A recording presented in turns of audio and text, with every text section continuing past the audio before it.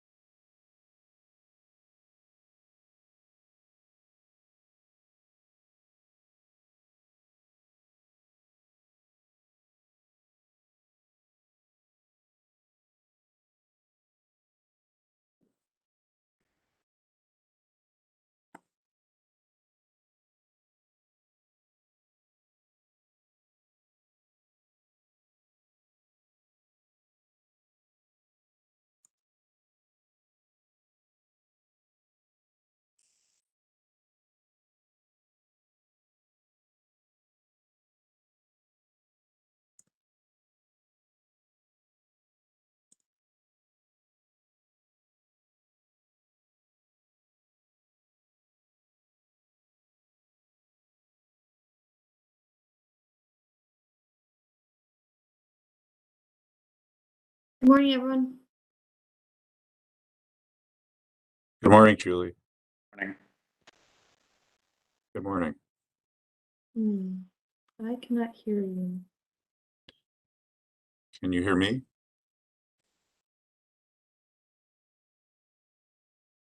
I can hear you.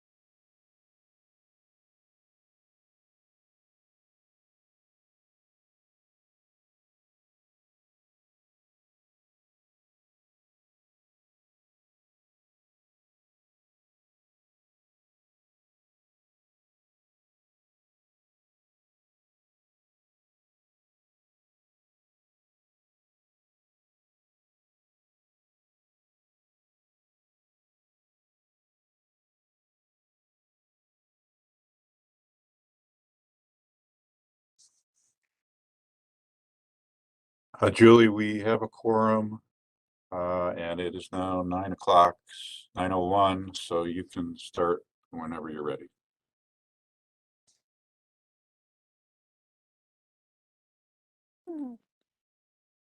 Welcome everyone to the February 10th, 2022 Landmarks Commission meeting. We're happy to see everyone, even if it is just virtually. Thank you for joining us. 1 second, please.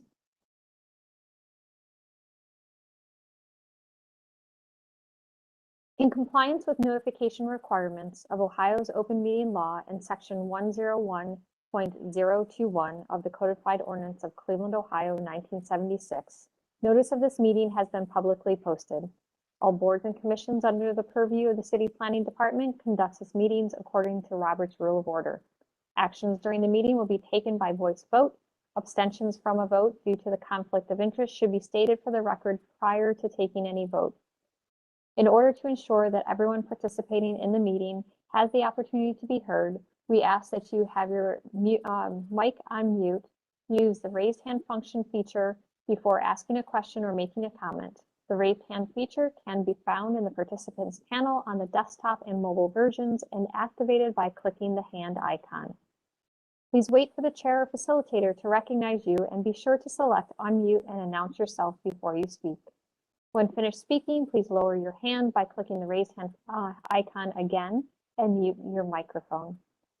We will also be utilizing the chat feature to communicate with participants. The chat feature can be activated by clicking the chat button located at the bottom of the WebEx screen.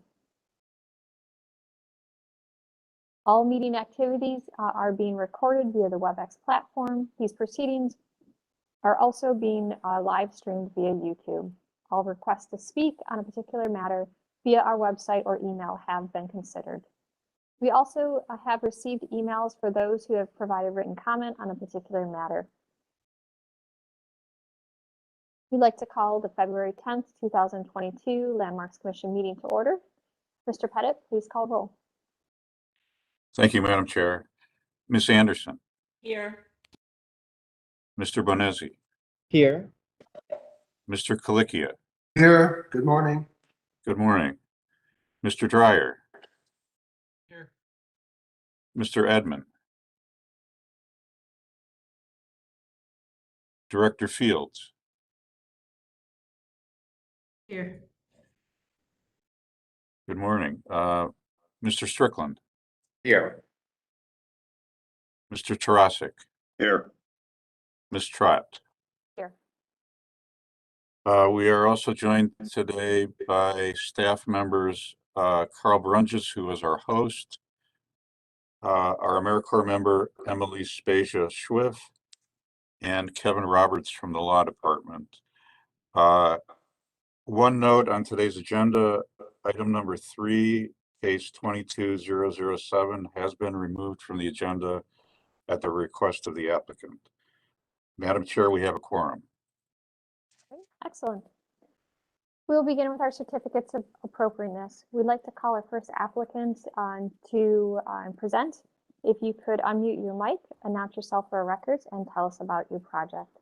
First applicant is located in the Friesen Schule building, Barcento, located at 1948 West 25th Street, storefront renovation. This is Maggie Young here from Dimmitt Architects. And Sam McNulty from the former beer market in Barcento. Hello, everybody. Good morning. Madam Chair, Carl, Landmark staff. Staff would like to give a brief presentation prior to the applicants going through theirs, because this will help give a little bit more context to their presentation. We had to do a little bit more deep dive due to the renovations that were being approved. Okay, excellent. Thank you. Please go ahead with the staff presentation first, and then we'll have the applicant's presentation after that. So this building was originally constructed as a 3-story building and then 2 stories added later. The original storefront looked like this. Not sure of the year of this, maybe the 1950s, but this is how it originally looked.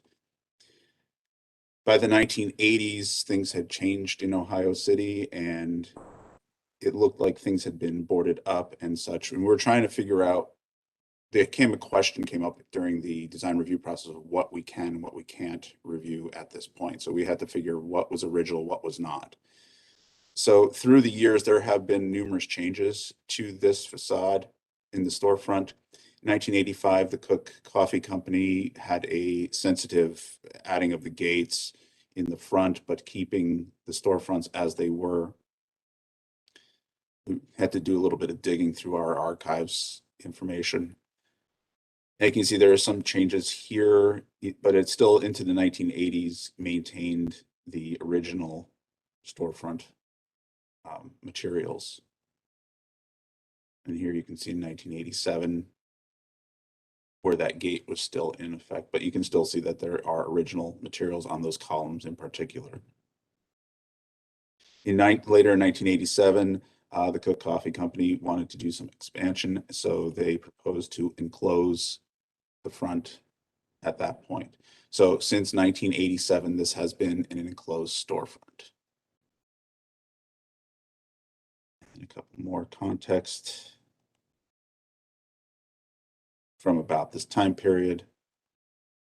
So 2001, Market 25 was being opened and they kept the enclosed. You can see where the columns here over on the right-hand side were still out there. And then they kept the interior portions as well.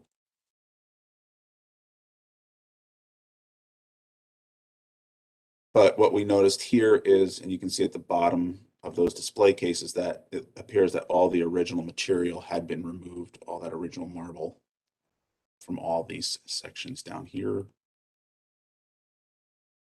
But it did retain some of the original woodwork. But also you can see that the exterior had changed a lot as well. And zoomed it in there that the columns were enclosed. It looks like all the materials had been changed. And then by the time Market 25 opened, it looks similar, but you can tell that the colors have changed on the columns and the bulkheads for the marble. We think it was originally a more green color. A few years later, this was the completed block.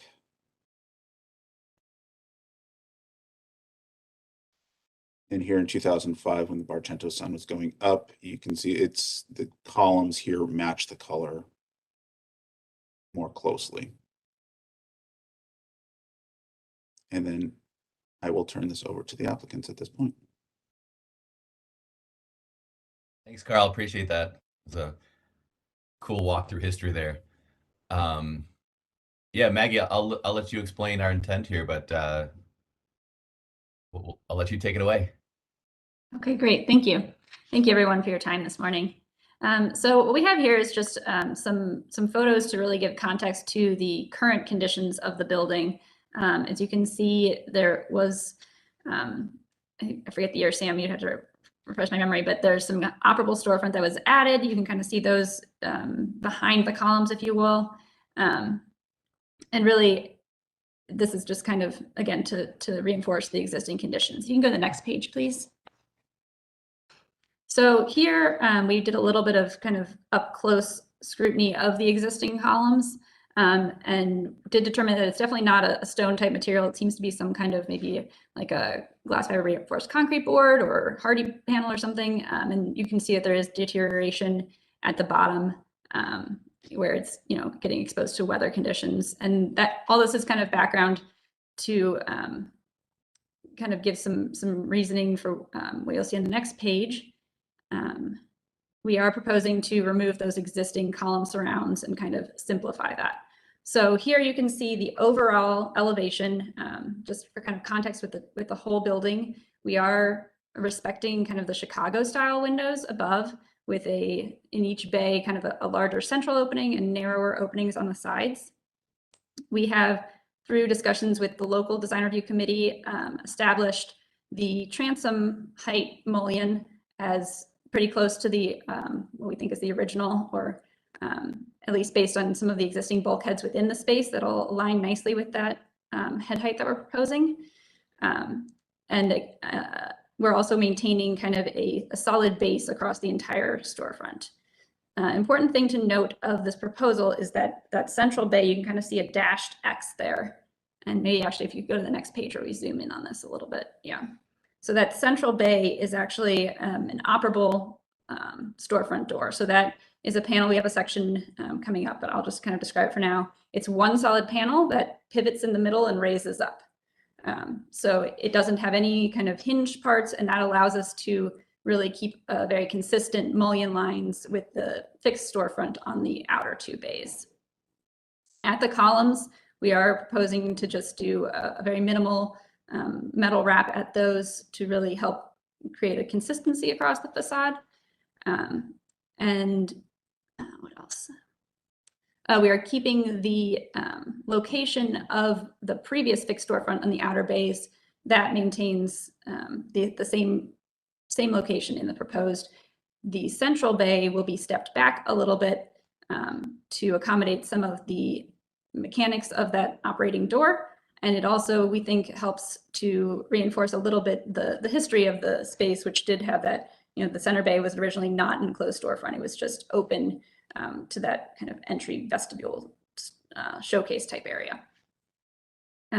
We are proposing new lighting on the two columns and the outer piers, which would be just a simple kind of downwash fixture. If you want to go to the next page, we have some more details. Oh, this is kind of just a demolition plan for reference of the existing conditions, if any questions come up on that. Next page, please. And the ceiling conditions as well. That historic plaster ceiling is staying intact in the planned renovations. Next page. So here's the section which I think is really helpful for understanding how that door raises. There's a couple pictures over there to the right of installations of this type of door. It's a counterweighted system, which is kind of an interesting historical type technology. And so again, it does pivot in the middle, raises all the way up to the head height of the opening. And it will align kind of nicely with the proposed canvas awning that we have there too, you can see above. There's some images of our exterior lighting fixtures. The storefront material is to be black, as will be the door framing material. And the canvas awning will be kind of a light gray color, in keeping with the terracotta facade and just kind of an overall lightening and brightening concept for the facade. I think that's about the overview. If anyone has any questions, we'd be happy to address them. Thank you for the presentation. We'll begin with questions, or I'm sorry, feedback from the local committee.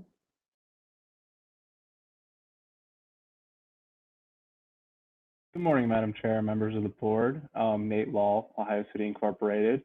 So this was seen last week at our meeting, and it was approved as presented. There were just a few comments that they had. So the members were interested in seeing a reuse plan for any of the removed or demolished materials as part of this project. They appreciated the window system not being noticeably able to move, even though it does have that flexibility. They appreciated that it was keeping intact with the historic district. And the only comment or suggestion they had was they'd like to see slightly thicker muntins on the window sashes. So it was approved as presented. Thank you. Thank you for that feedback. We'll move on to opening the floor for the commission. Questions and comments from the commission? Who would like to start us off?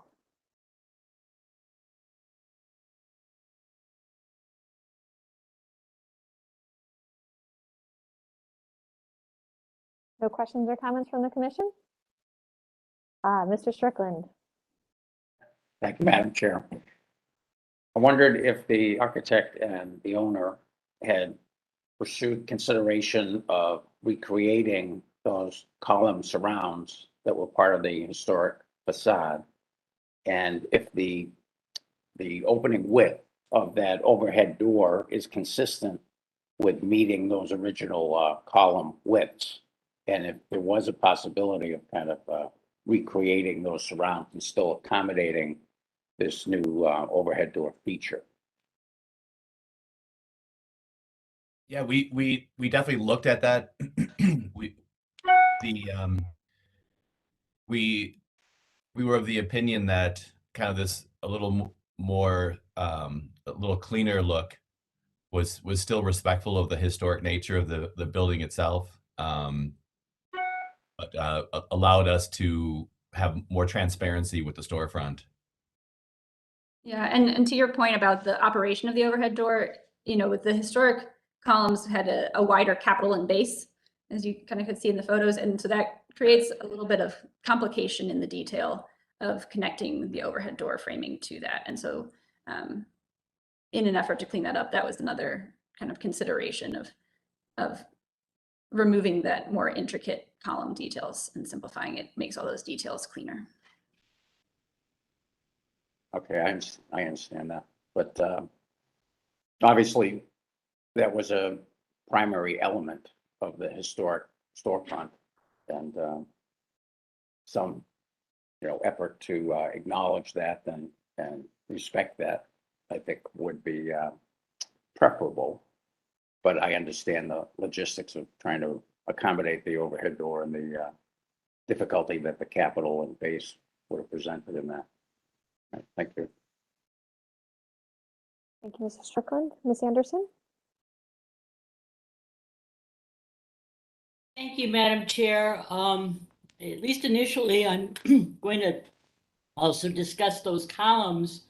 I was reviewing the materials that were sent over, and I was looking at the historic photos. I tried to also go online and look for more historic photos.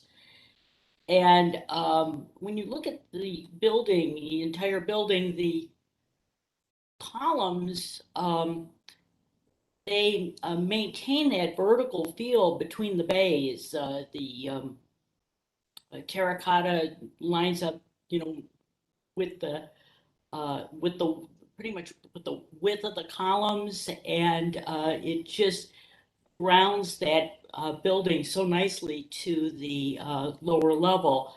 So I think those columns are integral to the building and integral to the historic character of the building, and I do not see them.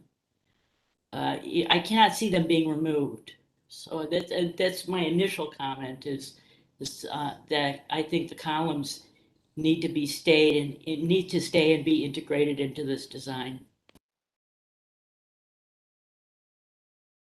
Thank you for that feedback, Ms. Anderson. Mr. Renesi? Thank you, Madam Chair. As always, Carl, thank you for the detailed reports on history. I love these presentations, and I'm going to expand upon what everyone has said so far, which is I think what was really interesting urbanistically about this building before is that, which has slowly eroded over time, but is that you felt that the facade basically came down, and whereas traditionally it would hit the ground, it wraps under, and you get like this beautiful ceiling condition. And so you're starting to blend the outside to the inside because of the way that the street just kind of became a part of the first floor of this building, which was then anchored by these columns as kind of the entryway. And then, as we move through time in the 80s and the 90s, right, we've slowly crept those systems up and up and up and up to meet to the front edge of this building. But as we've done that, though, admittedly losing the intentions, I think, of what the original building wanted to be, we've always maintained at least the idea of these independent column objects, right? And the front plane of the building is wrapping in and around them to still give a hint to that idea of the street edge blending into the building. But what happens here, now that we've completely eroded the distinction between column and front surface plane of the building, is now we've basically lost that intention. Basically remove the original intention of what this first floor was going for urbanistically. So I have to agree that there has to be some maintaining a distinction between the object that is the column and the plane surface that is the storefront. So it feels like it wraps behind, at least in my opinion, to maintain at least the original intention of kind of what was happening in the historic building. How to achieve that with your current design, though, I understand the need and the desire to kind of enclose the space, for all sorts of logical reasons that we don't need to bring to light. But I think the happy in between might be is, if I'm looking at your plan detail correctly, is that this, I know that the storefront system is attaching itself to the current column. I don't know if you could think of a way of, like, you know, an interdependency. I know it's redundant, but an interdependent structural way of kind of separating it away from there, so you still can basically wrap behind them. That would be my first inclination, to kind of bring that back in the design. But I do love the look of it, right? It's very clean, it lines up, it's Chicago style, the proportions are there. But I think it's the columns for me. So that is all I have for now. Thank you, Madam Chair. Bernazzi, are you stating that trying to provide more recognition of the columns by like pushing the storefront on the north and south side back so that you could read the columns? Is that what you're saying, to provide some space and breadth between the column and the storefront? I've always wanted to try this. I don't know if Carl will approve it or not. I don't think I can. Oh, sad. I know what you want to do. I see your request, but I know. I've always wanted to be able to, like, draw so I can, you know, architects, you want to draw to explain your ideas. Yes. Yeah. I would say that's okay. I know I was declined. It's okay. But yes, Madam Chair, that's kind of what I was trying to get at. So it's sometimes hard. You wish you could annotate stuff, but never mind. Got it. Okay, perfect. Thank you, Mr. Bernazzi. I just was trying to make sure we're doing clear feedback. Mr. Edmond? Thank you, Madam Chair, and I apologize for arriving a couple minutes late. And I think at this point, I'm sort of being redundant to the comments that have already been said, except that I'll add a little bit. I don't think the capital and the base of the column being dimensional elements are necessarily as important to the tectonics that we're talking about, at least from my perspective. However, I think with increasing the width so that the proportion is more like the historic proportion and relates better to the columns above and has that sort of masonry proportion. Also, I think you could do a lot with the color of the columns. So the dark mullions, I think, make the storefront visually recede. Having a lighter color, the two columns would help that have a little prominence. I also like the idea of bringing the side bays back a little bit, so it enhances that that sense that the part that goes in is the part that leads you into the building, and the facade maintains that that tectonic character. Thank you, Mr. Edmond. Giancarlo? Yes, good morning, thank you. Yes, could I actually see this rendering here? You know, I went through several storefront programs on Carnegie and Tremont, and we had to make every effort possible to recreate a storefront similar to the historical storefronts, and I'm not seeing such an effort here. One of the things I think are the mullions and the frames for the windows should be larger and more in line with the framing and mullions above. And then, I mean, could I see a rendering of one of the historical storefront? Do we have a photograph of that? I thought I saw it. I mean, I'm very familiar with this building, obviously, because it's been a landmark building for a long time. So yeah, so I think I'd like to see something larger and more historical as far as the framing is concerned. It doesn't really seem to relate, at least to me, to the entire facade of the building. Has that been considered or thought about? Yes, I mean, I think a lot of the challenge of this building is that, so there wasn't a facade here historically, right? For the image that we're looking at now. And so there's that little bit of storefront on the kind of extreme outer edges that you can see now. That was actually a display case at the original time. You can see it's actually a very minimalistic vertical framing elements, almost frameless really. There's the horizontal at the transom level, but other than that, it's pretty minimal. And so I think the approach that we took, rather than creating a historic looking storefront, was to try and create something with a lot of openness and to try and respect the history of the building in that manner, of that this was a transparency. I think to Mr. Benezzi's point about kind of the beauty of the facade wrapping down and in, when we are now able to open that center bay with that large operable door, hopefully we'll pick up a lot of that historical move, which I think is a benefit to what we're proposing to do. I think regarding the conversations about moving those outer, the outer bays kind of in to respect the columns more, there are some challenges to that, which would be, you can see where the historic storefront line was originally on those outer edges and where that bulkhead at the bottom is. And we are kind of trying to maintain that and continue it over to the column. And then, you know,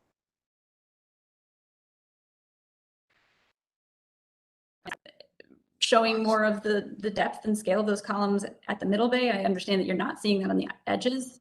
But it just starts to be really hard. I think there's a bit of steppiness to the existing storefront that we were trying to address and maybe create a more unified elevation overall. And maybe the plan view that has it in red, I think might show kind of how steppy it is currently and maybe help understand what we would have to do to express those columns.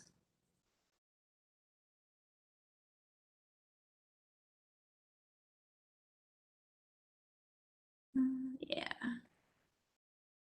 I don't know if it's possible to zoom in on the front at all, but you can kind of see right where the step back is currently. And we just wouldn't be able to have the same kind of reference to the Chicago style in those outer bays if we were to step it back. We would have to come up with some other elevation design for those outer edges, which would be maybe something more akin to what's there now. You know, we did, this is Gary Ogragi from Dimmitt. And we did do a lot of different studies and versions of this. And one of the challenges is also that opening door is central to the whole scheme. You can kind of see how the central bar lines up, and I think the whole reason why they're doing the renovation is to open up the storefront. And with that sort of flip up door, there's limited to get, if you got like really thicker mullions, I don't think you can get those on that type of door. So that was another challenge. Well, I'm not even quite sure why that door is in any way historical, really. I mean, we're creating a new facade for this structure that's, to me, quite unrelated to any historical residences, I think. So I probably would not vote in favor of this. Thank you, Giancarlo. I'm going to enter my comments now that we can come back. I've done a lot of projects where I absolutely love lower level. Right.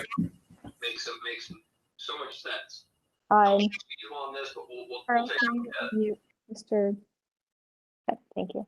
I guess my comments would be similar to what has been said to date, is that how flat this, one thing that the beauty of this building is that it has a very articulated facade versus the very flat ones in other areas.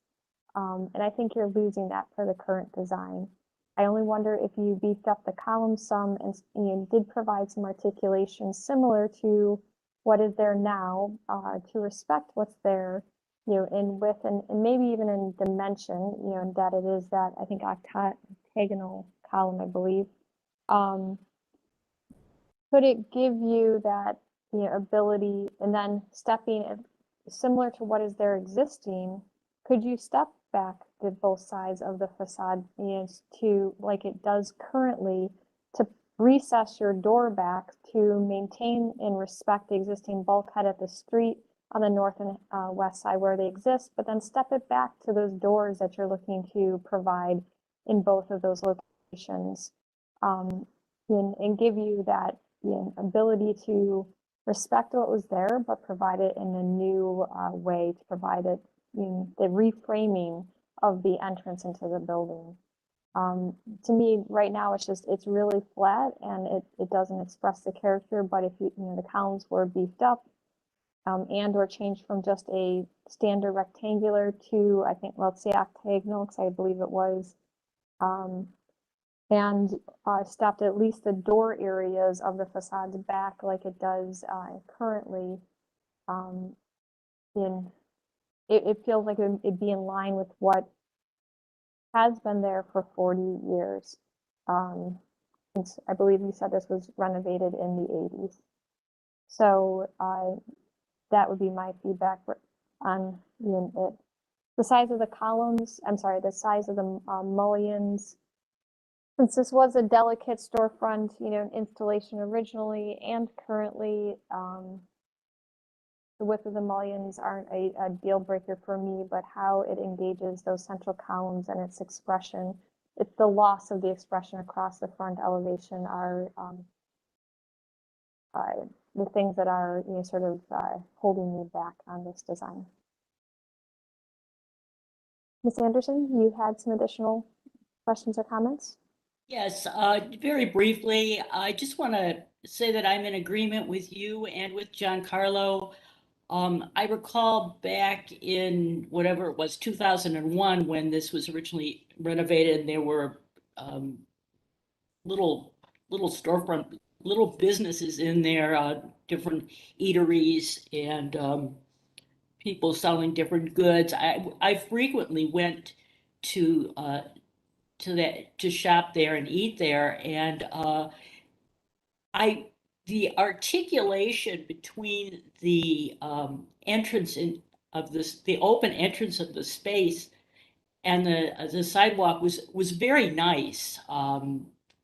It had a really nice feel to it when you walked in with the ceiling and I don't know, that articulation and step back is something that I think can really enhance the overall building and enhance the public's experience with that building. So I would like to see that accommodated somehow. Thank you. Thank you, Ms. Anderson. Other questions or comments from the commission?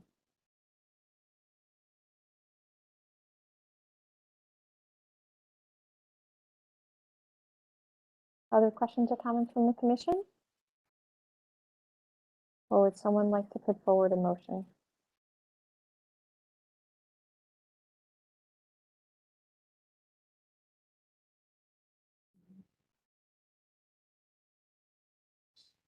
Mr. Strickland? Thank you, Madam Chair.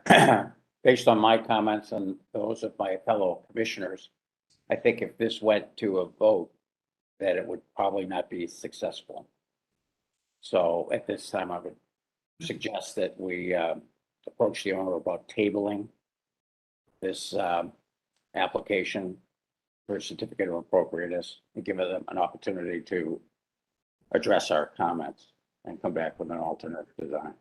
Yeah, I appreciate all the, these are all great points that we'll have to study a little more and work on the plan. So we'll table it and come back and try to address all the concerns that were shared today.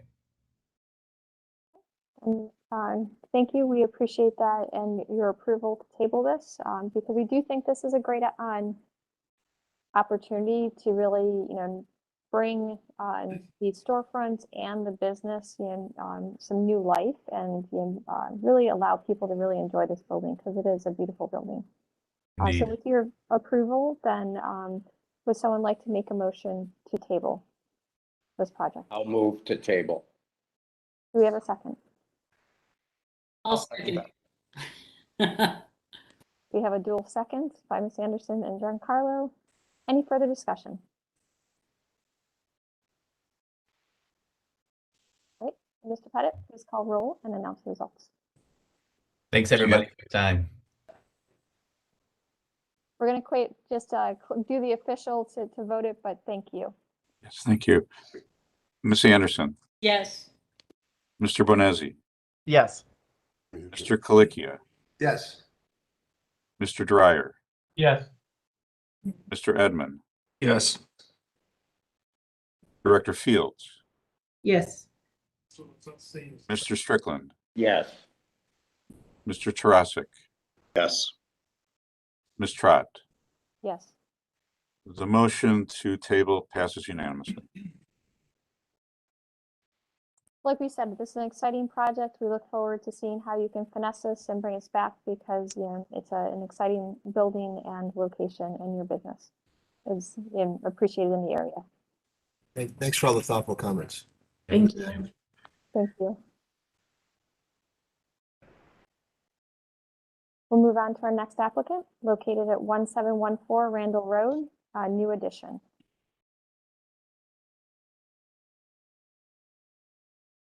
Madam Chair, I would just like to remind the commission that we saw a project at this address in 2019. It was tabled for further study. The commission had some issues with the way in which the addition was addressing the historic house. There is now a new ownership and a new architect, so we're revisiting a new plan here today. Thank you.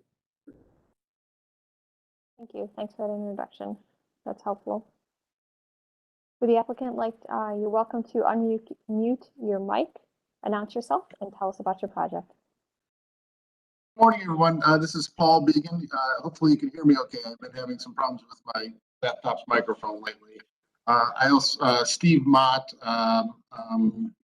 is also here as well, who is the new owner. Mr. Ott lives across the street from this particular property. And I think we'll probably be back before you on a few additional projects shortly as well too. Mr. Mott is investing in the heavily. I think he's going to be a great asset. This particular house, is really a modest house. The entire house is 1,200 square feet upstairs and downstairs. It's workforce housing in this neighborhood, which is a little bit juxtaposed across the street are some probably the finest of the high Victorian houses in this particular part of the neighborhood. I think what makes this location exciting is this triangle lot, right? We have this wonderful lot attached to this house.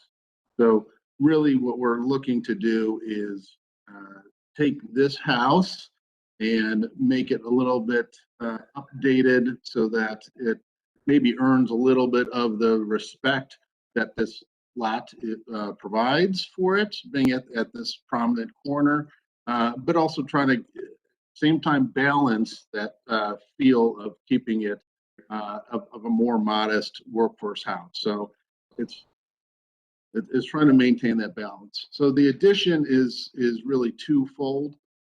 One, there is no garage on this lot, and having some slight parking on here would be very beneficial. And then number two is really the upstairs, and it's hard to tell from this picture right here, is kind of a space in the gable, right? So if you can see the top of the windows, where they align to where the roof comes down, the top of the windows are at about 6'8". So you can kind of see it's kind of just a room in a gable space there.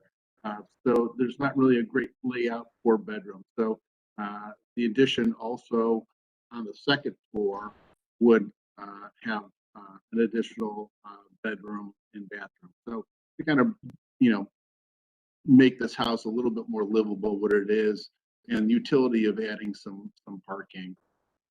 Before we move on to the next couple slides here, I'll have you note on the site plan. So there already is an existing curb cut.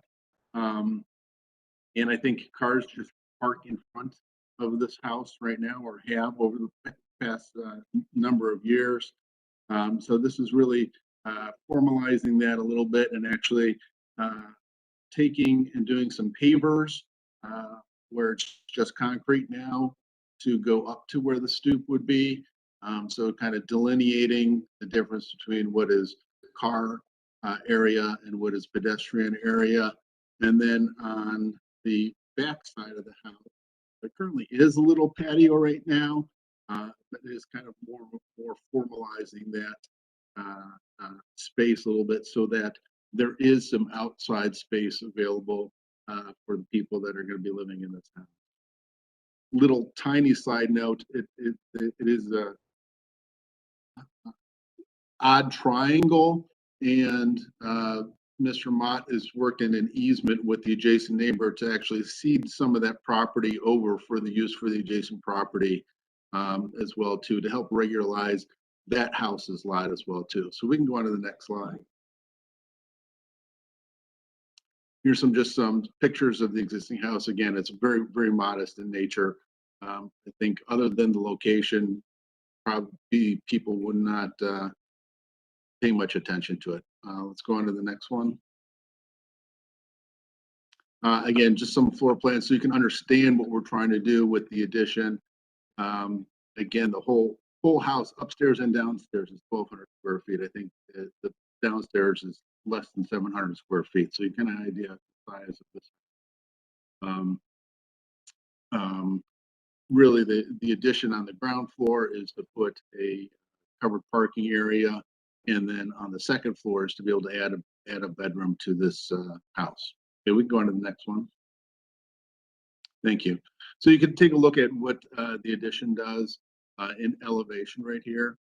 Again, having that carport, still maintaining that entry stoop into the house, and then adding addition on the second floor and tying those two pieces together. We can go on to the next one. So we have just a kind of a rendering of what that might look like and the materials. I think that's it, unless Mr. Mott has anything that he would like to add to this. I will let you know that when we were at Ohio City, they were supportive of this project, noting that once we get the final landscaping put together, we're going to come back.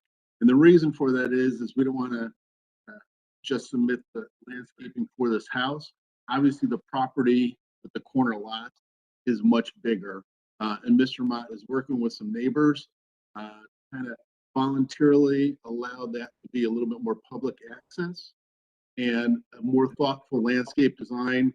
He's working through with some neighbors right now. So the landscape piece is going to come back only because I think it deserves a little bit more attention because of the nature of the lot.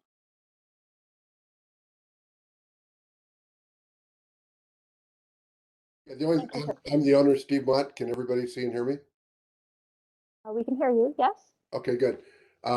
So the only thing I would add to that is where the triangle is particularly attractive property. Up until we bought the house, we didn't know if anybody owned the property or not. A number of people used it as a dog station. We thought we might formalize the dog station at the tip of the triangle with doggy bags and something for a water dish and a receptacle for the poops and the poop bags. We've got, like Paul says, several neighbors who want to contribute. Two of whom are across the street are in both professional personal landscapers who are going to help us with trying to address that.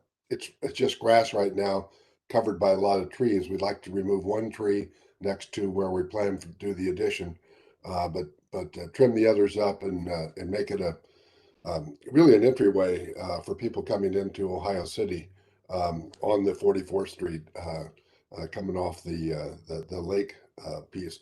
There's a fair amount of traffic both directions, and so an attractive lot there and the attractive house, I think, would benefit everybody in the Ohio City area.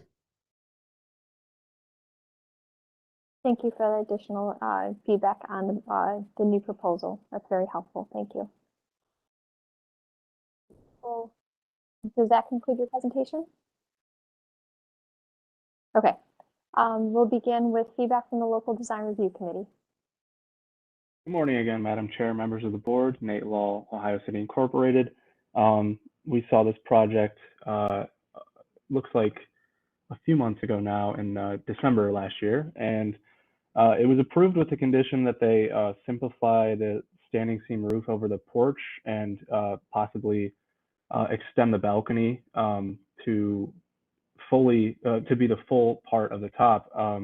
And that they did do that according to this presentation. So that was the only condition on the approval, and they met it. So we're happy about that. Thank you. Thank you for that feedback. We'll move on and open the floor for the commission for questions and comments. Who would like to start us off?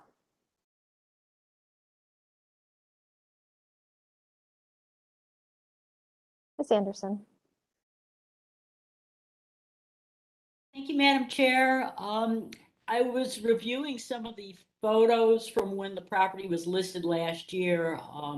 Just looking at the photos in the MLS, and you know, I have to concur with the applicant that there is not a lot of room, a lot of headroom, and that second story bedroom area. So I think this is a nice, elegant solution to that. I really like the design. I really like the proposal. I'm fully supportive of what this applicant is trying to do. You know, the house is, you know, it was probably renovated 30 years ago at a time when, you know, nobody had the funds to, you know, invest a lot of money into these homes. So it does need to be completely revamped, and it sounds like this applicant wants to do justice to this property. So I look forward to seeing this. Thank you, Ms. Anderson. Mr. Tarasik. Thank you, Madam Chair. If I recall correctly, I do remember the last time this piece of property was before this commission, and it is a very unique and attractive location, and that lot's a very unique and attractive lot. And again, if I recall correctly, that we had a number of discussions about a number of issues with, I believe, an addition and with the parking and everything, and access to the property with it. This is so much better than I think the last one we had looked at, and I think it's a very attractive solution to what they want to do.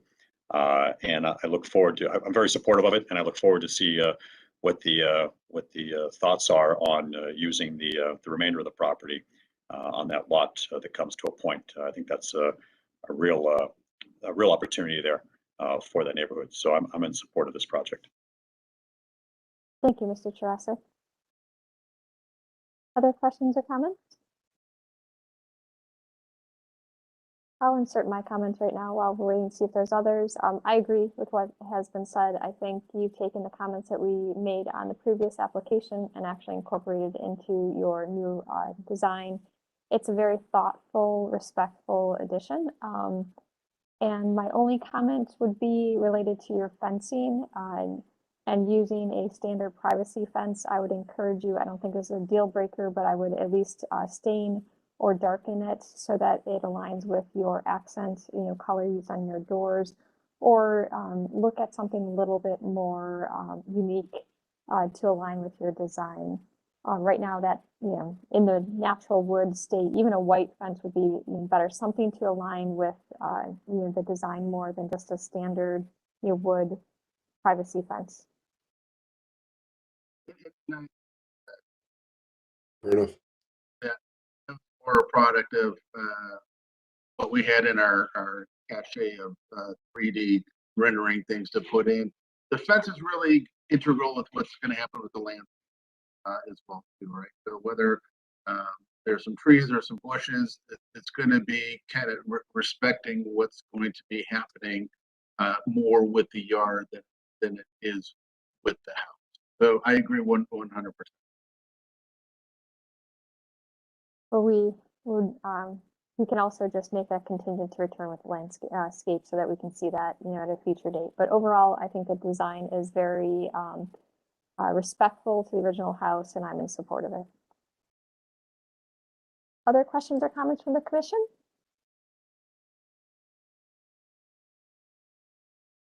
Or would someone like to put forward a motion? I move that we approve it as presented. All right, we have a motion. Do you have any conditions? Or I would recommend we add the condition to return for the landscaping and final fence material. Okay, include those, please. All right, so we have a motion with one condition, or the condition to return with those 2 items. Do we have a second? Madam Chair, I'll second. Thank you, Mr. Rossett. We have a second. Any further discussion? All right, Mr. Pettit, please call roll and announce the results. Ms. Anderson, Yes. Mr. Bonezzi, Yes. Mr. Colicchio, Yes. Mr. Dryer, Yes. Mr. Edmund, Yes. Director Fields, Yes. Mr. Strickland, Yes. Mr. Tarasic, Yes. Ms. Trott. Yes. The motion passes unanimously. Thank you all. Thank you. Very exciting project. Thank you very much. I appreciate it. Thank you. Have a great day. You all. Move on to our final applicant under certificates of appropriate located at 5817 Detroit Avenue, the renovation.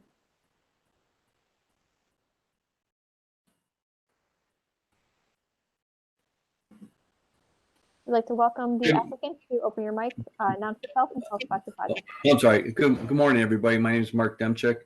I'm one of the owners of this property, and with me is Mike Rose, our architect for the project. Welcome. Thank you. Everybody. My name is Mike Rose. I'm the architect for 5817 Detroit Avenue. And I would like to start off by first and foremost thanking the committee for this opportunity and letting them know that I am first and foremost as an architect working in historical districts over the years in different cities. I always try to value first and foremost the integrity of what historical society means and what the value of the history of properties. That being said, I also like to incorporate some things today that give a more modern look without taking away from the integrity of the historical district. And I believe this property, which has sat vacant now for 5 years, obviously needed not only a facelift, but a new look to bring value to this area. I mean, this is obviously a very main street. This is not a side street. And I understand the value of the integrity of maintaining that. That being said, prior to doing this design, I spent some time looking at the neighborhood, assessing some of the other properties in the area and saying that I see some of the things that work in this area and hope that I could incorporate them in this design. That being said, I'd like for Carl to kind of show you some of the slides of what we plan on doing here, and look forward to working with you.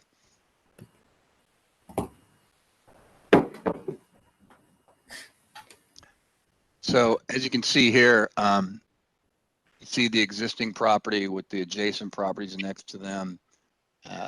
We have maintained the same perimeter square footage of the property. There are no new additions aside from the east elevation. And as we scroll through these, you'll see some of the, there you go. There's an image of the existing property as is. And like I said, it's in a very dilapidated state right now. It's sat vacant for a lot of years. There's a good image right there. It shows you what it's been like. I believe at one point in time, obviously there was probably some type of maybe retail space below. I'm not really sure.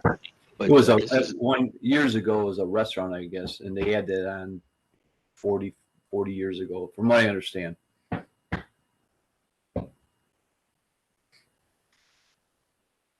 So that's the property as it currently sits. And as you'll see as we scroll through this, you'll see the new ideas we have. This is going to be a 2-unit property, upstairs, downstairs, and we're just trying to add, aesthetic integrity to the neighborhood, and bring value. So this is what I would like to start with. So this was our original submission. We met with the commissioner, the design board, a couple times prior, and this was some of the original ideas we had. And you're about to see how we've kind of changed the design concept. A lot of the concerns that the committee had prior to this was the front elevation and what's going on, and what we had hoped we could do, and kind of where we hopefully met in the middle to not only appease the historical district, but also represent what my client is trying to accomplish. This was the first image. Here's your second image, and I think Carl will show you the third one. This was, okay, there's some elevations. Basically what happens, we decided that gable didn't work, extending it all the way out in the front, pulled that back, and we added and incorporated back into the front elevation some of the existing historical elements, such as the corbels on the gable. Mike, if I can interrupt real quick. What we're trying to do in that front porch is there's a view to downtown Cleveland, and we thought of trying to make it like a 2 or 3 season front porch. You can relax, watch the CVS marathon run by in the summer, that type of thing. So that was our intent, and that's why we were going to have the front porch covered like that with the extended gable. So here's our current. Right, no, that's fine. Thanks, Mark. This is our current rendering of what the committee prior to this accepted and agreed that this kind of met the requirements of what they were looking for.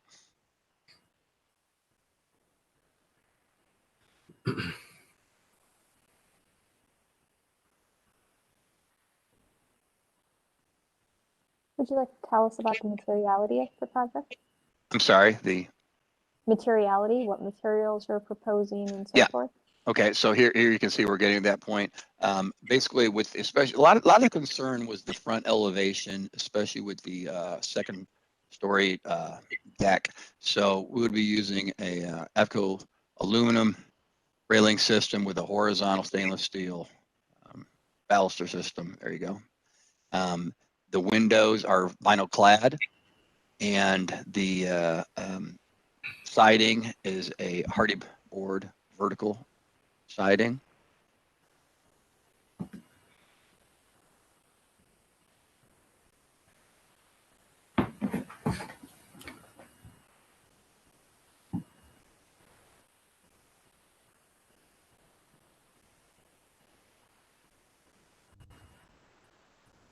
What colors are you proposing?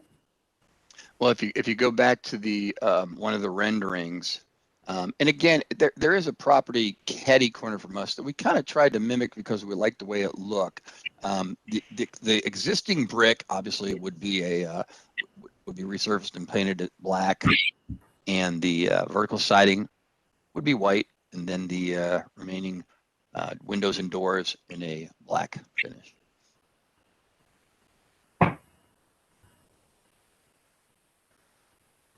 Yeah, I become friends with Casey across the street. He has the, like Michael said, we pretty much duplicating what he has. So it's just so nice. It keeps the integrity of the historical side of it, and also we try and make your life easier for a judgment in our favor, because it has helped us out to our expediency of design.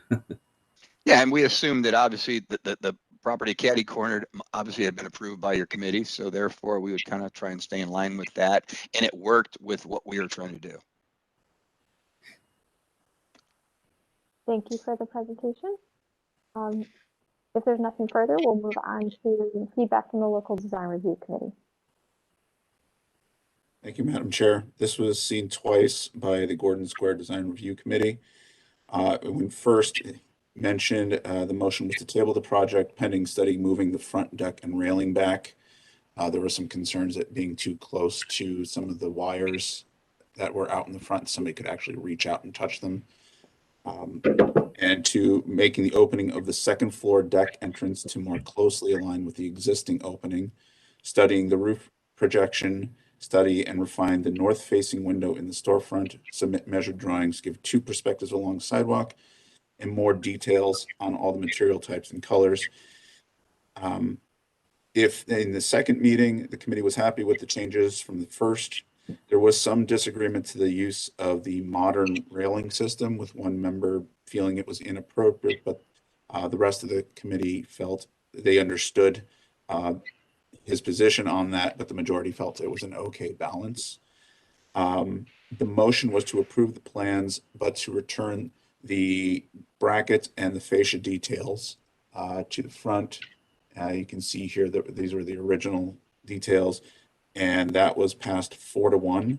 Northwest Neighborhoods had no objection to the design. This is within their special improvement district, and they are going to be working with traffic and engineering to remove the ADA parking signs in front. Thank you. Thank you for that feedback. We'll open the floor to the commission for questions and comments. Mr. Edmund, would you like to kick us off? Thank you, Madam Chair. One question initially, in the architectural elevations, it appears that there's like a circular attic vent or something in the front facade that does not appear in the renderings. Is that part of the design? Sorry, say again. In the architectural elevation of the north facade there, yeah, it looks like an attic vent or something. Yeah, and I apologize for that. I should have put that in the rendering, and that was more of just a detail than anything else. Is that actually an attic vent, or is it just a visual detail? It was just a detail in the drawing. I would say from the previous version to this one, I think the moving the roof back and the brackets are both really good gestures, and I think the scale of the door also is more appropriate. Yeah, and that's what we tried to do. One of the concerns was trying to maintain the again within the historical elements, reducing the size of that door, and we did that. I also personally have no problem with the railing. I think that the lightness of it is a nice gesture, and I think it works pretty well. The one thing that I do want to ask about is the painting of the brick black. It's a little hard to tell from, and I'm on Google Street View here. Is the brick currently painted red, or is it just a very red brick? Yeah, it's the old dead. I'm sorry. It's just a red brick. It's just a red brick. So I'm so sorry to interrupt you. If you Google across the street, I see the one, so like you said, sort of catacornered across the street. Right. I'd ask you to consider unless and it doesn't look like it's too deteriorated, but unless there's really some strong need to, I would discourage you from painting the brick, partly because it's something that's very hard to undo. And also there are sometimes just performance issues with brick when it's painted because the brick can't breathe. But aesthetically, I think the black would be a little severe. And I know that I see a lot of sort of dark grays and blacks and things in kind of contemporary architecture. But I think in this case, I would really discourage you from painting that brick black. Okay, thank you. Thank you. Other questions or comments?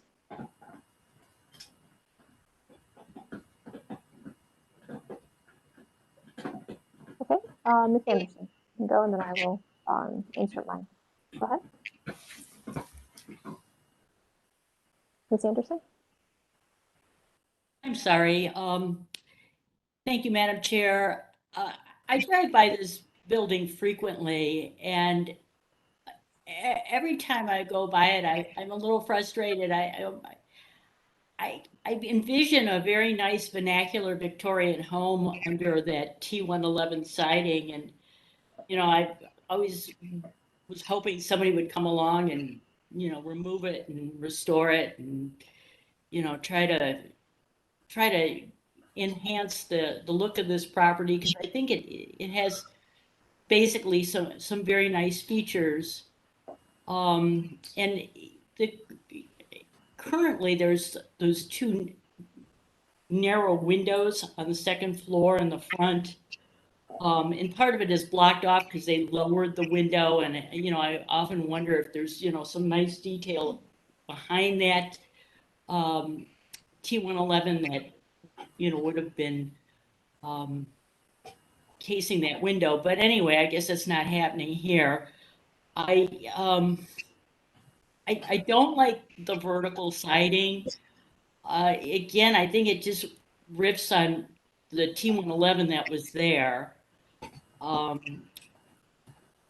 don't have a problem with the railing because the railing is pretty delicate, but I'm in agreement in that I don't think that that brick should be painted black. You know, I don't reference the building across the street as a guide to how this should be renovated. I tried to look for historic photos. I couldn't find any, but I think it's because I'm not that good at looking for those kind of photos. I don't know if the applicant has tried to find any historic photos or if they've uncovered anything. I'm curious about that. But those are my comments, and that's my question. Thank you, Ms. Anderson. Mr. Strickland? Thank you, Madam Chair. From the existing photos, it looks like the existing structure has typical 4-inch gutters and downspouts in the white. I don't see anything rendered in terms of downspouts. You've got a black fascia and a white siding on the outside, and I want to know how you're going to handle that drainage and make a transition from the black to the white. And at the flat deck, how will that be treated and in terms of roof material underneath that decking material, and then drainage off of that deck? Yeah, I'm Michael again. So yeah, and again with the renderings, I wasn't really concerned about. I didn't feel it necessary as architect to show you where the downspouts would be. I mean, obviously that will be taken care of. I mean, the new roofing structure is completed. I mean, that's obviously that has to be done. We would, and I don't believe in this type of environment that we would go with it. Maybe a white guttering system. As far as the front decking, it's being sloped appropriately, and drainage would be supplied on the, I would say would be the west elevation, northwest elevation. So yeah, I mean, it's all been taken into consideration. I didn't, for rendering purposes, think that gutters needed to be added to that. I was trying again more to show the aesthetic look of it and the conceptual design more than details such as that, which are more of a construction concern. Yeah, I think gutters add to the aesthetic.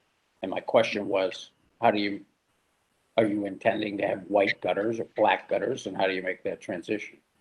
As far as the deck goes, are you saying that the roofing and the decking material are synonymous and that it just sheds off of that deck?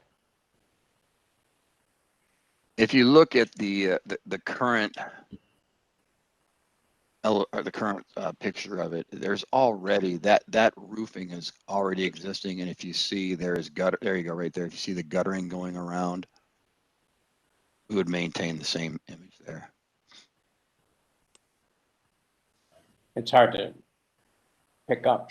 So that looks like a fairly low slope roof to me, as opposed to a deck.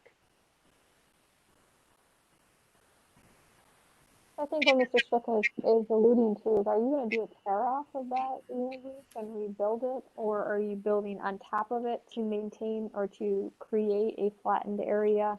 Because those aren't quite reading through in the rendering or the drawings right now. Can you tell us your approach there? Yeah, that would obviously, in order to create that into a deck, there is a tear off going on for that, because that right now is just a slope roof. So we would do a tear off on that and properly flash it, properly drain it, and put a decking material on it that allows proper drainage.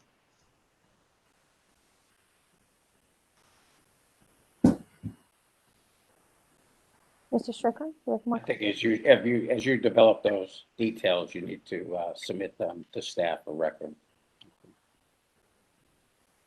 Okay.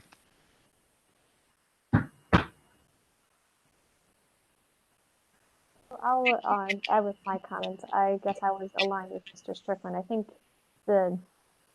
you're here for a final approval, not a concept approval. So that's why we are asking these detailed questions, because we're assuming you're close to being able to go to permit. So we are going to press a little bit more on the details.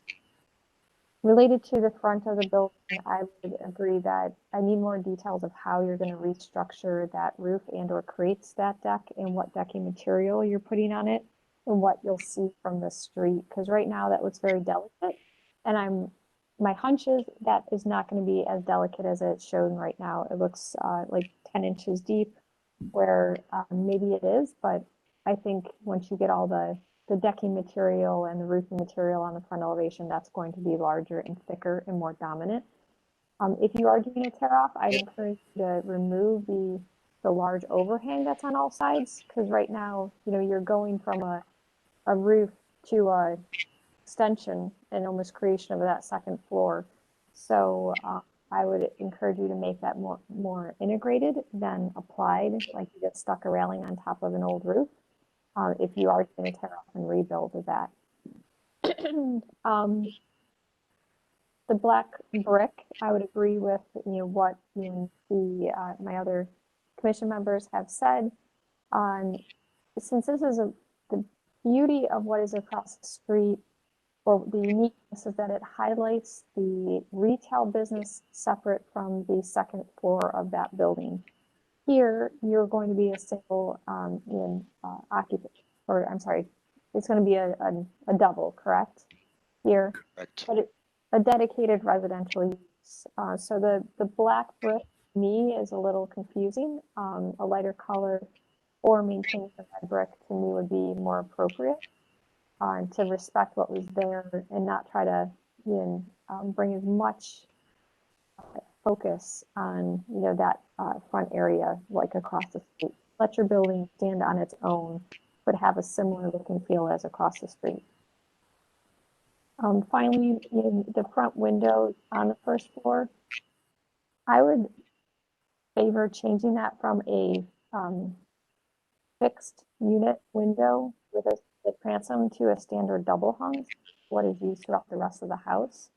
To me, that looks a little foreign compared to everything else. And knowing how people will probably want to put shades and so forth for privacy, it would give you a little bit more opportunity for daylight within the space too, if you could have that central mutton or mullion and align your shades with that.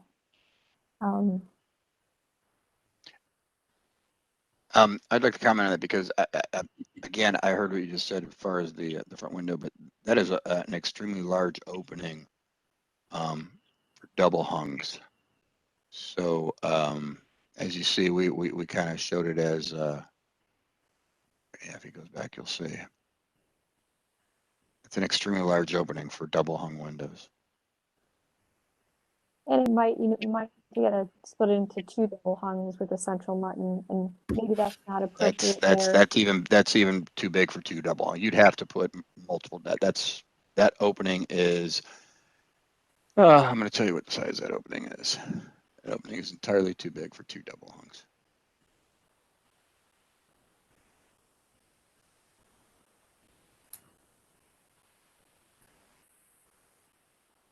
And you're talking about it's an 11-foot opening. Okay, fair enough. But I'd encourage you where your mullions land to integrate it more with the rest of the house. Everything else has a double hung, and then you have this window on the front. I respect that and I understand, but you see the current condition, the opening, which obviously we're trying to maintain that existing opening. So I felt that putting fixed windows in there with some type of just transom above to give it some, just a little more aesthetic characteristic to it was suffice. And if you look at it, you see it's divided into 4 sections. So like I said, it's an 11-foot opening by 6 foot. So yeah. Understand, and fair enough. If the materiality, if the opening is too large for what I'm stating, then maybe storefront is appropriate here, because I'm assuming that's what you're proposing here, or are you proposing I'm vinyl? sorry, say again. Are you proposing? You're coming over muffled a little bit if you. Oh, I'm sorry. Are you proposing storefront on the first floor or a vinyl window like you stated for the rest of the building? Aluminum clad, just like the rest of the Rental? property. Okay, I'm sorry, I heard vinyl. So it's aluminum clad windows and aluminum clad front window? Correct. Okay, thank you. I may have said vinyl clad. I apologize for that. Yeah.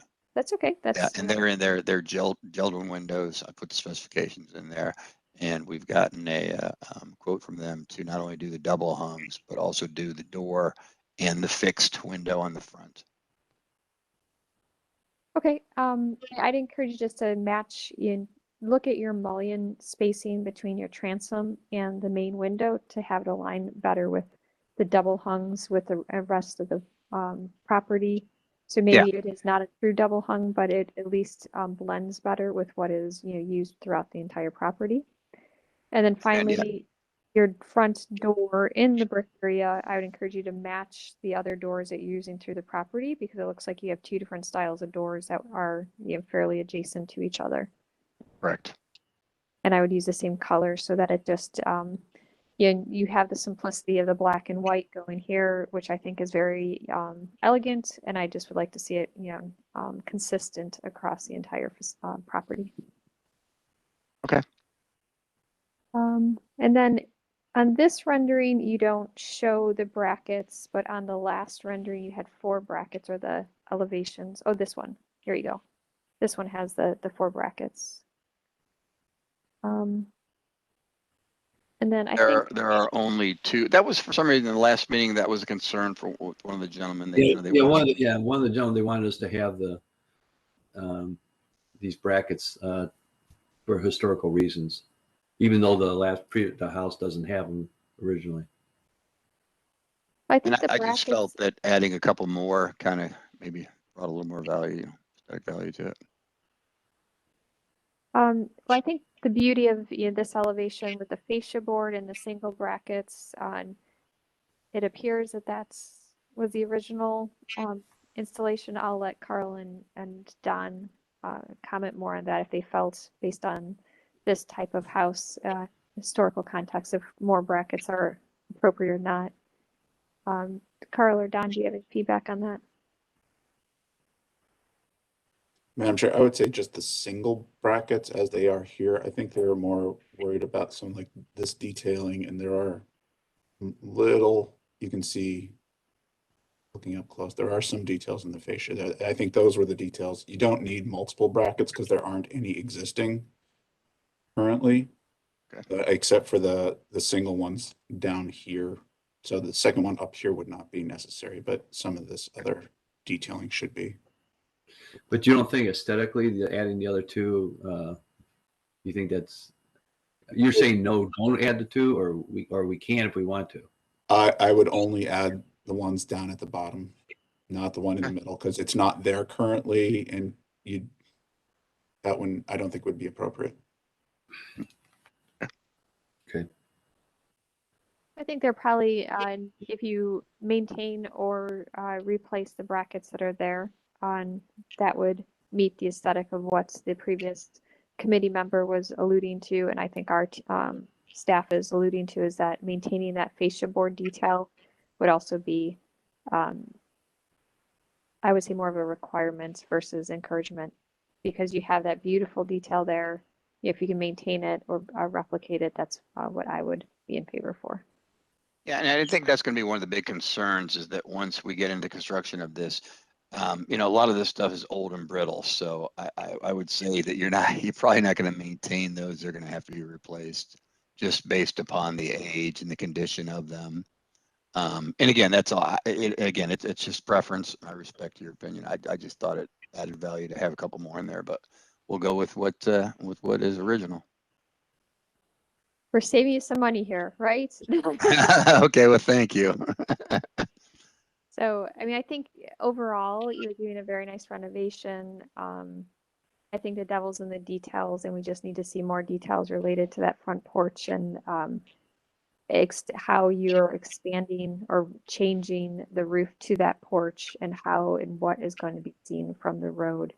To Mr. Strickland, like I mentioned, the gutters, the thickness of that material, and the decking and the gutters, and you are directly on a public way, so that is why it's more important for us to understand it, because obviously you have a great house and a great location, and we want to make sure that public way is safe.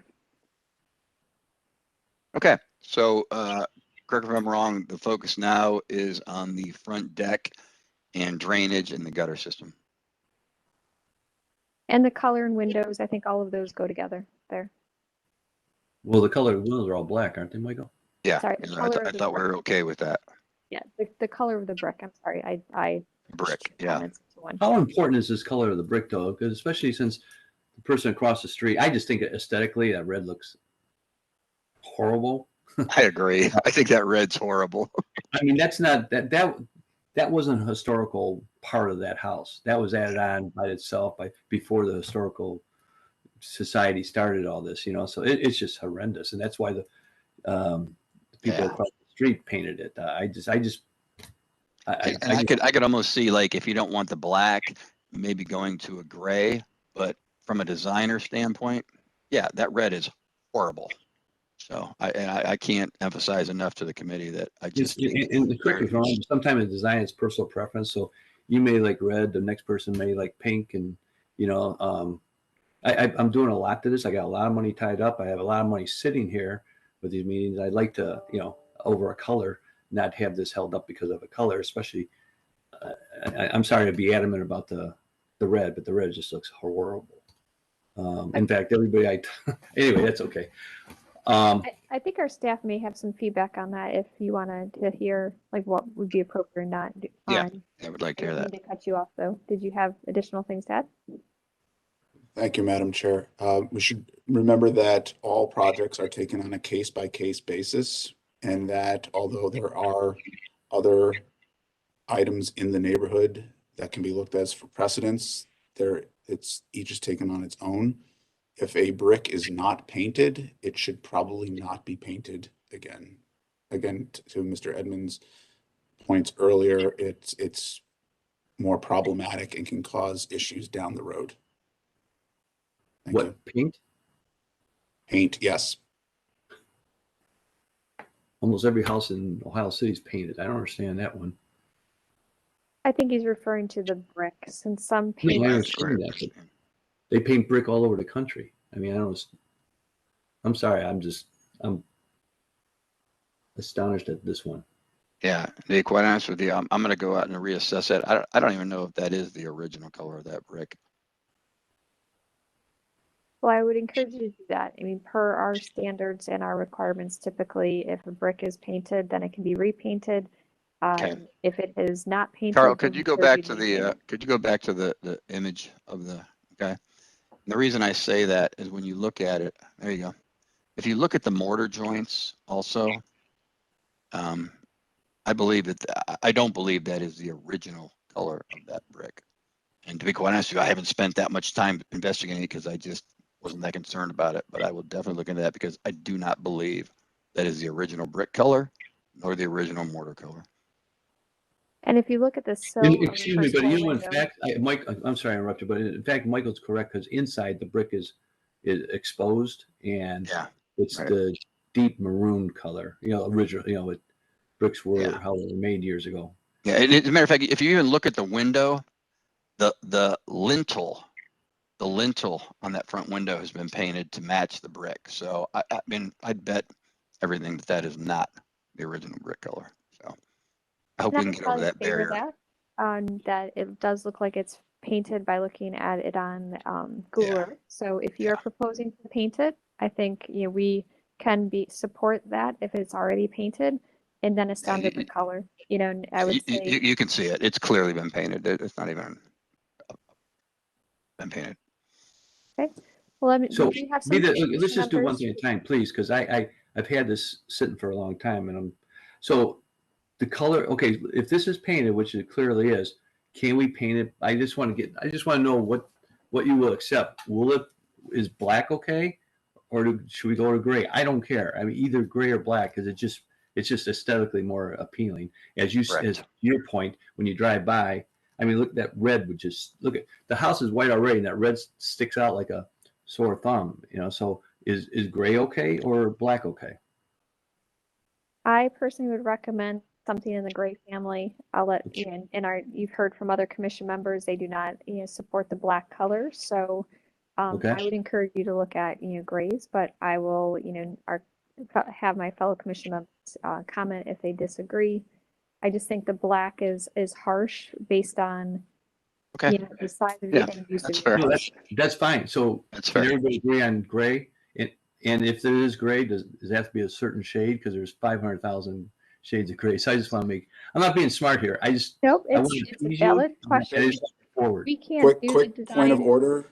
Right. Could the applicants please allow the commission members to give their feedback and not interrupt? And this will make the meeting go a little bit quicker and you'll get your answers. No, I in understand. that I way. was just trying to get the I colors. understand. Please let All right, the go ahead. commission speak. Well, Go and ahead. just to reinforce that, Ian, you are the designers and the owners. We can't tell you what exact color, you have to do. We're giving you the opportunity to pick the color you want of that family and then bring it back to us. But I think something in the gray family would be more appropriate here than the black. Mr. Fair enough. Strickland, Thank you. You had additional feedback? Thank you, Madam Chair. Yeah, I think a warm gray would be certainly, like a less severe and less commercial looking than black. Also looking a little closer at these, at the Google Earth and the facade images, I just want to make sure there's clearly a lot of mortar repair and masonry repair work where it looks like there's some lintel jacking. And I just want to make sure that you're going to be taking care of that as part of the work on the facade. Correct. Mr. Strickland, did you have additional questions or comments? No, I don't, ma'am. Perfect. Okay. With that being said, if there are no more questions or comments, would somebody like to make a motion?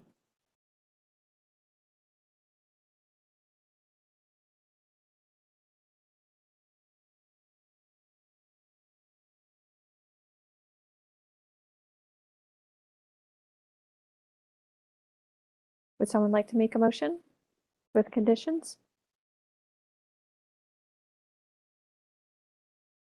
I'd like to make the motion that the proposal be approved with the condition of the color of the brick. I'm not sure what the exact appropriate wording for that should be. The brick color be reevaluated from blacks to something within the gray family? Thank you. Could I add or make a recommendation of adding to those conditions? Yes. That the brackets details be changed from 4 to 2 and reevaluates the fascia detailing to try to align with what is currently there. The windows on the first floor be reevaluated for its main mullion location to align better with the double hung, and that the details of the deck get submitted to staff for review and approval for how the roof will be converted into a deck area and how it will be, the water management will be handled around that deck. Thank you. Agreed for the motion. Thank you. So we have a motion with conditions. Do we have a second?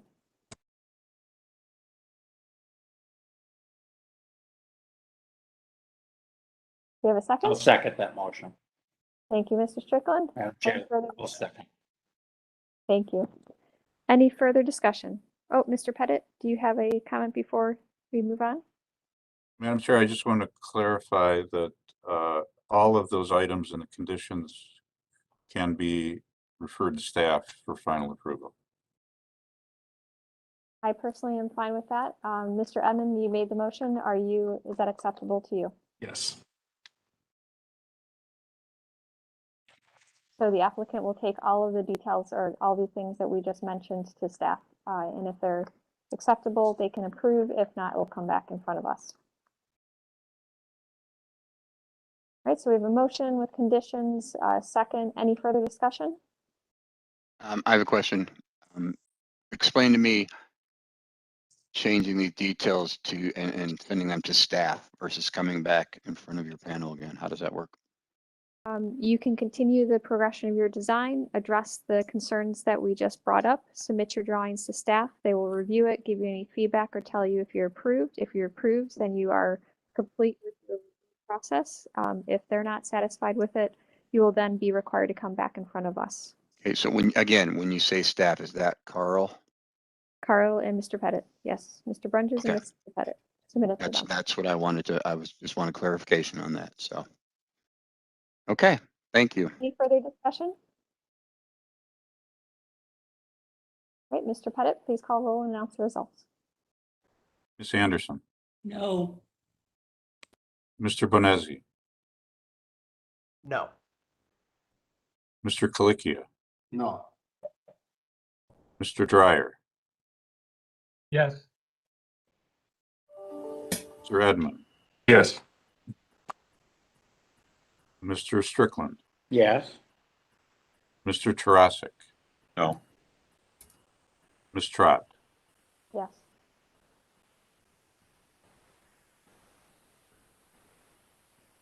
Madam Chair, we have a tie vote. The motion fails.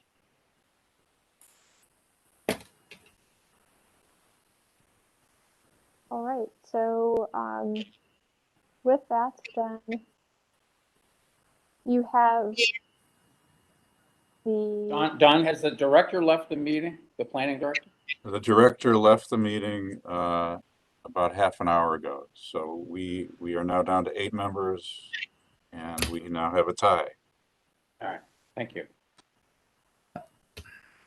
So for feedback for the applicants, the motion did fail. That means you are not approved with the current design. You do have the opportunity to revise your design and submit a different approach for this solution or this location, correct, Don?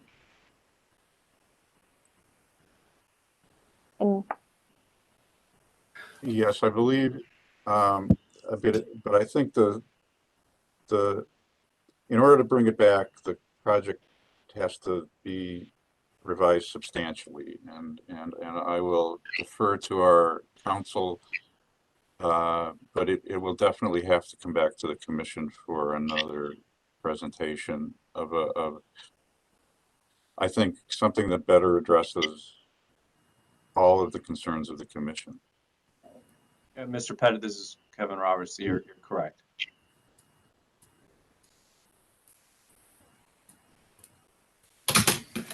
And does that help the applicant to understand the next steps in this process?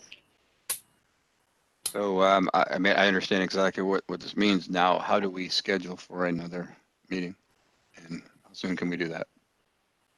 I think you would need to submit a new presentation to us. Correct. On the staff level, we would have to determine if it's sufficient enough to bring back to the commission. Then we would schedule it at a future meeting, probably in March at the earliest. Our other agendas are currently booked, but I think you should contact staff and we can talk about it offline. Sounds good. Thank you. Thank you. So, excuse me one second, Michael, do you understand what substantial improvements need? Yeah, I understand what they're looking for. I need that, because this is going into March, okay? And like I said, I have a lot of money sitting here. So is it gutters? Is it white, black? Is the, gutters can't be that difficult to assess. So I just need to know what we need to improve so we can get this okayed. Sure, I think an offline would be appropriate to, go into this in further detail. This is not the right forum at this point. That's fine. But I have a good idea of what we need to do. So thank you. Okay, and as Mr. Pettit mentioned, he'd be happy to arrange an offline meeting with you, so you can talk to staff to talk about this in more detail.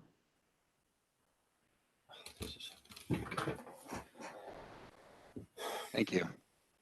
Thank you. That concludes our certificates of appropriateness. We'll now move on to our concept plan reviews. This will be for review and comment only. We will not be taking any vote action right at this time. We'd like to welcome the applicant to open your mic, announce yourself, and tell us about your project. Hello, thank you, Madam Chair. My name is Matthew Weimer with WXE Development, and also with me is Gregory Soltis of RDL Architects. Thank you all for having us this morning. We're excited to present this project to you all. It's an interesting one. It's in Little Italy on Mayfield Road. It includes 3 parcels that we see as one whole project. The third parcel fronts Fairview Court, or Piggy Street as it's known in the neighborhood. We're kind of still determining whether lot consolidation makes sense. And I will let Greg now take us through the presentation. Okay, so as Matt mentioned, and good morning, everyone, by the way, thanks for having us. As Matt mentioned, you can see the asterisks on the map. So that's the location of the property within Little Italy, which is the dashed line that shows the outline of Little Italy. Next slide. And this shows the property in context in more detail. That's the actual shape of the 3 properties. Next slide. So contextually, we have a couple slides here that show the existing building. So you can see number 6, which is in the lower, at the very bottom in the center. Those are the buildings that we are addressing on Mayfield Road. And then you can see number 7 is to the west. That's a new building that went up a couple of years ago. Number 4 and 3 are to the east. So you can see the Alta House and the Bocce Courts there. And East 125th Street, looking down East 125th. Further up the hill on number 1 are the townhouses that are exist there. Next slide. And then this shows the context of Piggy Street. So you can see Piggy Street is a little bit different. It doesn't really have sidewalks. It's really an alley street. It's called Piggy Street because I believe back in the day a bunch of butchers were on it, so there'd be pigs running up and down the street. And those were the pigs that got away, I guess. But it's got some houses on it. It also has some buildings that feel a little bit more potentially like storage, garage-ish or, warehousey-ish.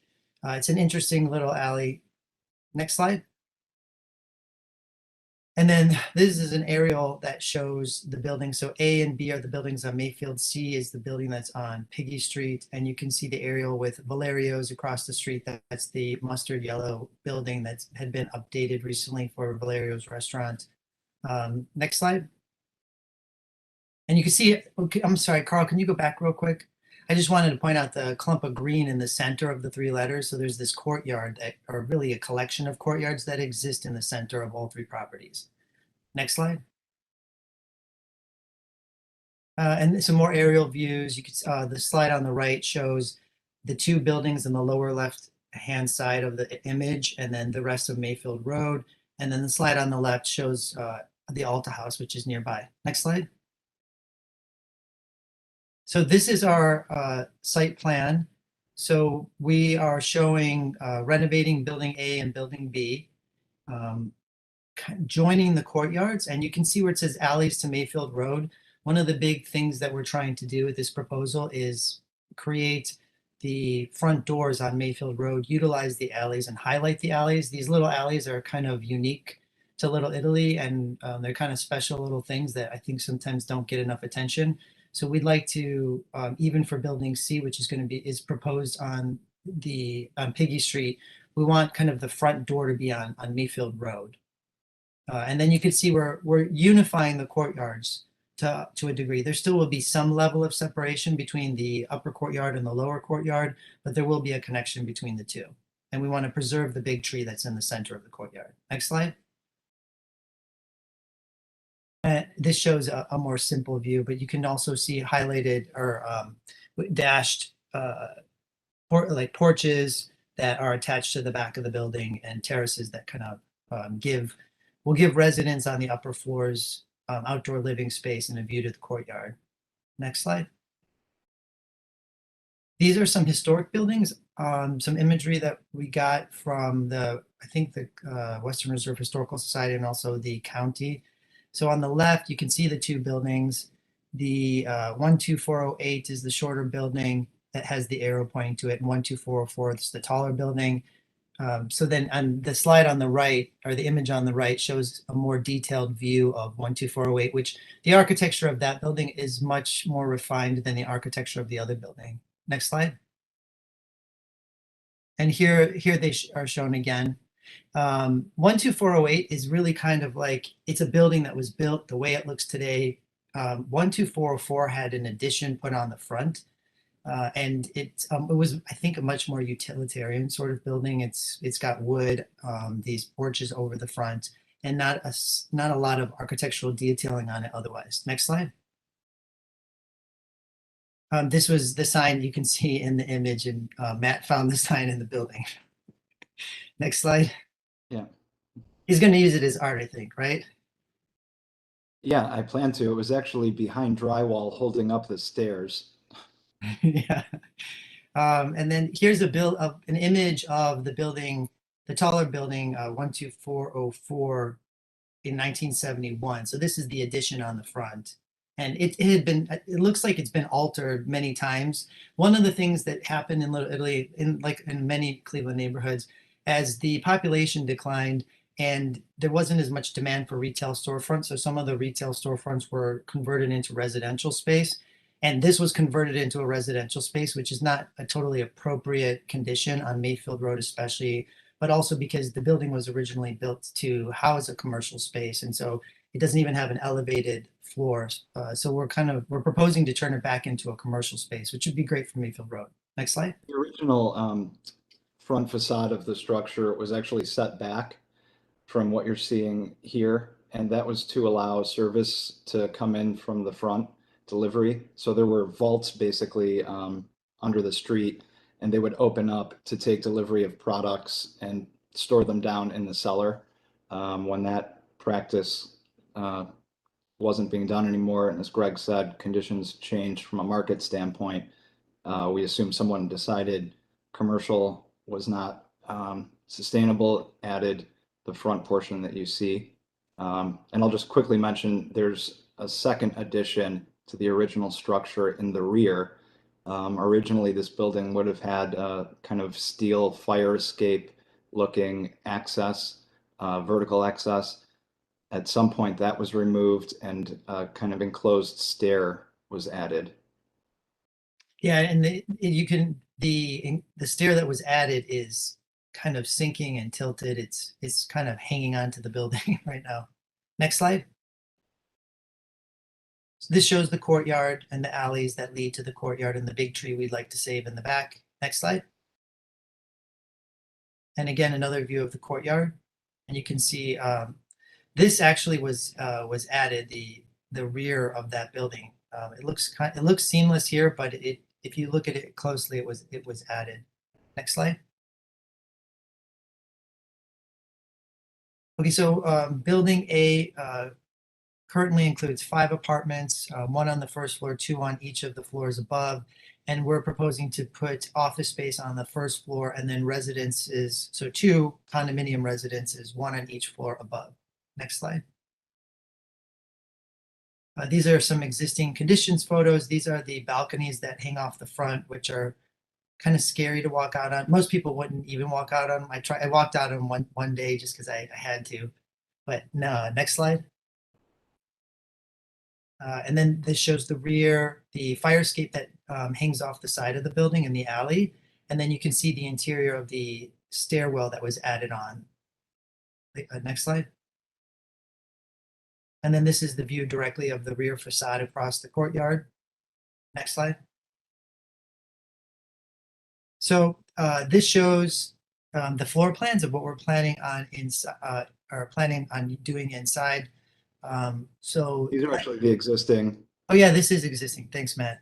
Yeah, so these are the existing conditions. So you can see the unit on the bottom, and then you can see the 2 units, one on either half on the upper floors. And then the olive color on the top shows that addition that was put on the back. Next slide. So this is what we're proposing. So we're proposing taking off those stairs on the back, building a new stairwell with an elevator for the residences, and then turning the first floor into office space. I mean, pretty much otherwise leaving the floor plan pretty much like this. There'll be some interior partitions for a bathroom down there and a conference room that we're still working on, but it'll be mostly open, retaining the inset entry to the building. And then on the upper floors, this would be the layout of the condominium unit. So it keeps the living space up towards the front because, you know, Mayfield Road's a pretty active road and tucks the bedroom off the alley and creates the entry hall in the back with the bath. And then there's a balcony that would overlook the courtyard. Next slide. So there's the concept that we have for the buildings is there's one that we're restoring, one that we're updating, and this is the one that we're updating and studying sort of like how to reapply new balconies onto the building and explore some sort of transitional architecture. And then the building in the back will be a new building. Next slide. So you see, we're trying to unify, like create a new retail storefront at the bottom, create it in thirds, unify that with the balconies above and these brackets that will, you know, kind of gracefully curve and lead to columns that would hold the balconies, or, you know, bring that vertical nature of the thirds all the way up, and then highlighting the entry with a different material and maybe some sort of little tower structure that's reminiscent of some of the other buildings on Mayfield Road that do have tower structures over their entries. Next slide. It's really sort of a piecemeal building in its current form. So trying to introduce some symmetry and order to the front facade is not necessarily the easiest of things. Yeah, but I like the direction that we're going in highlighting the entry and then composing the rest of the building in thirds that way. So this is building B, which includes 4 apartments, 2 up and 2 down, and we're proposing 1 condominium for sale unit above and then turning the bottom floor into office space. Next slide. These are some existing conditions photos. So you can see this, the one on the top is standing on Mayfield Road looking up at the bays. The one on the left shows like the detail where the brick meets this kind of like a concrete material that had been applied to the front. And then the rear photo shows the rear, or the bottom photo shows the rear of the building. And you can see where the openings used to be and how they've been filled in and reused in different ways. Next slide. So we're going to reconstitute each of those openings for the office space on the ground floor. And there's a series of similar openings running along the east elevation that we plan to do the similar treatment. And this shows the alley conditions on the west and east sides of the, or no, this is the between the 2 buildings. Yeah, between the 2 buildings. Next slide. And then these are some photos that show the courtyard behind. It's kind of like a panoramic view to try to give an idea. The one on the top shows the 2 buildings and how their courtyards are separated by a wall. And the courtyard on the right is actually lower than the courtyard on the left. So we're going to create some stairs and keep a retaining wall, but create an opening with some stairs that lead down to the lower courtyard. And then the middle image shows what the lower courtyard looks like from the back of the building, you know, all the way along that wall, really all the way around. It's kind of a 360 sort of view. And then the bottom image shows kind of, if you were looking at the alley on the left and taking a panoramic sort of view, and then looking into the courtyard. So you can kind of see the relationship between the alley and the courtyard. Next slide. And then this shows the condition of that easternmost alley against this building and the condition of the building adjacent where they added this concrete and they have like an air conditioner unit on the concrete. So it just shows the existing condition of the alley that we'd like to clean up. Next slide. So this is the how we propose to use the space, creating office space on the bottom, residence above. The residence would be entered off the alley. Next slide. So these are the existing conditions on the first floor with an apartment in the front and the back, and the second floor with apartment in the front and the back. Next slide. You can see the circulation core exists on in the center. So this shows the plan for the retail space on the first floor on the left, where we'll have a front retail space, and then we're utilizing the vertical circulation core and putting storage and a bathroom kind of hidden in behind all the storage to kind of keep the space open and try to be efficient. And then in the back, putting a kitchenette and then a conference room. So the kitchenette is also engaged into that core. And then on the second floor plan, you can see how the bedroom and like a private living space and a bath is in the back. And then in the front, you have the public sort of living space that faces Mayfield Road with a half bath off of it. And then we're proposing a rooftop deck. Next slide. This is a rendered floor plan for the first floor, again, showing that space. And, we're trying to utilize the courtyard. So the conference room and the kitchenette, we're going to reuse those openings that exist there already and let those all be doors that open up to the rear courtyard. Next slide. This shows a concept for the front, how we intend to clean up the brick and use a sort of copper and black color palette for the front. Next slide. And this is a concept for the back where we'd like to create a trellis structure. Gardens are a big thing in Little Italy, so we want to let the vegetation kind of go up. And then when you're inside, you'll be looking out that door. You'll see like the colorful flowers that grow up the trellis structure, and then create an upper and a lower sort of outdoor living space. Next slide. And then the last building is a proposed new build. So we would demolish the existing 3-story structure that's there and build a new building that has parking underneath and 2 condominium units above. Next slide. These are some existing conditions of the building. It's really weird to go through. My grandparents came over from Italy and my great-grandparents, and my grandfather used to just like build stuff, like he'd be like, oh, I found this toilet on the side of the road he'd make a bathroom downstairs. So I feel like they did a lot of that, and these spaces are really hard to maneuver through in this building. It was interesting. Next slide. And down in the basement. What did you say? He did not do this one though. No, my grandpa didn't do that one. But even downstairs, they had like on the pipes, it said like caldo and freddo for like the hot water and the cold water. It was kind of cool. That I did find that in the cellar of this structure though. Yeah. Yeah, right, exactly. That's what it had there. So this shows, the entrance to the cellar from the back and the front actually. Yeah. Oh yeah, that's right. The front. So the bottom right is the front facade that faces Piggy Street. And then where you see that window in the very bottom right corner, below that is the entrance down to the cellar that you could see on the top photos. Next slide. And this is the side of the building viewed from the yards of the houses on 125th. Next slide. So this is what we're proposing. So Piggy Street would be on the left and the courtyard would be on the right. The first floor would be a garage that has 4 parking stalls. It would be partially open, so it's not completely closed. And then there would be a stair tower that faces the courtyard that gets you up to the floors above. And you can see the layout of the condominium on the top of the slide. So it would have these decks and open spaces that face the Piggy Street and the courtyard. So there's a certain level of layering and permeability that occurs on those sides of the building. Whereas on the long sides of the building, there is some openness on the east side of the building, which is the bottom of the slide, or the bottom of the floor plan. And then the top of the floor plan has more of a solid structure that we're proposing using maybe some sort of glass brick to let light in. But that's to create privacy from the house that's next door, very close next door. Next slide.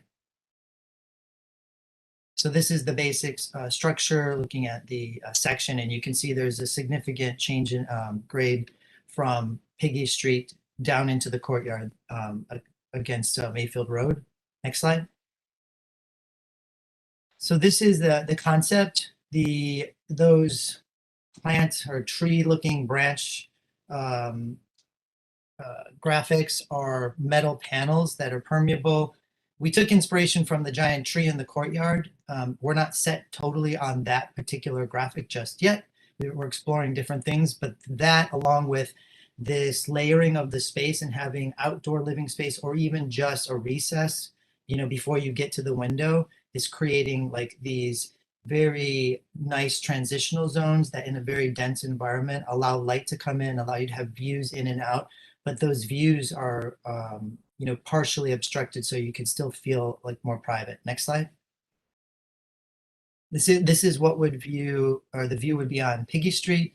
The idea behind the building was that even though it's a new building, when people see it, and you'll see in the rendering, it looks like it could have been a garage or a little industrial building that existed there already that was renovated to turn it into a living space. Next slide. So the dark gray areas, or the medium gray areas, would be brick.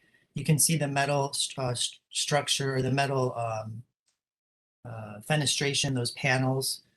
Next, and you can see how it's open to parking below on the bottom. Next slide. And this shows everything together, so how it would function. And the stairwell would actually get you down to the courtyard from this building. Next slide.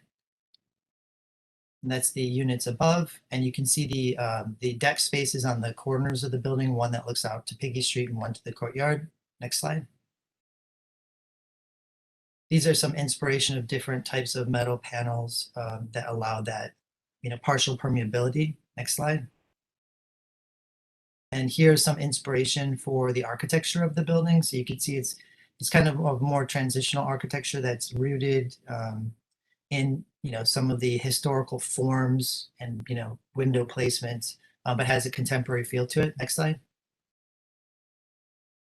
So here are some renders, initial renders of the building. So the top left would be the view on Piggy Street, looking north on Piggy Street. So that brick mass in the distance would be the Alta House. And you can see the garage, and then there's also we put a man door there, so there is the ability to enter the unit from Piggy Street. And then you can see the recessed balconies above with the metal panels, permeated metal panels outside of it.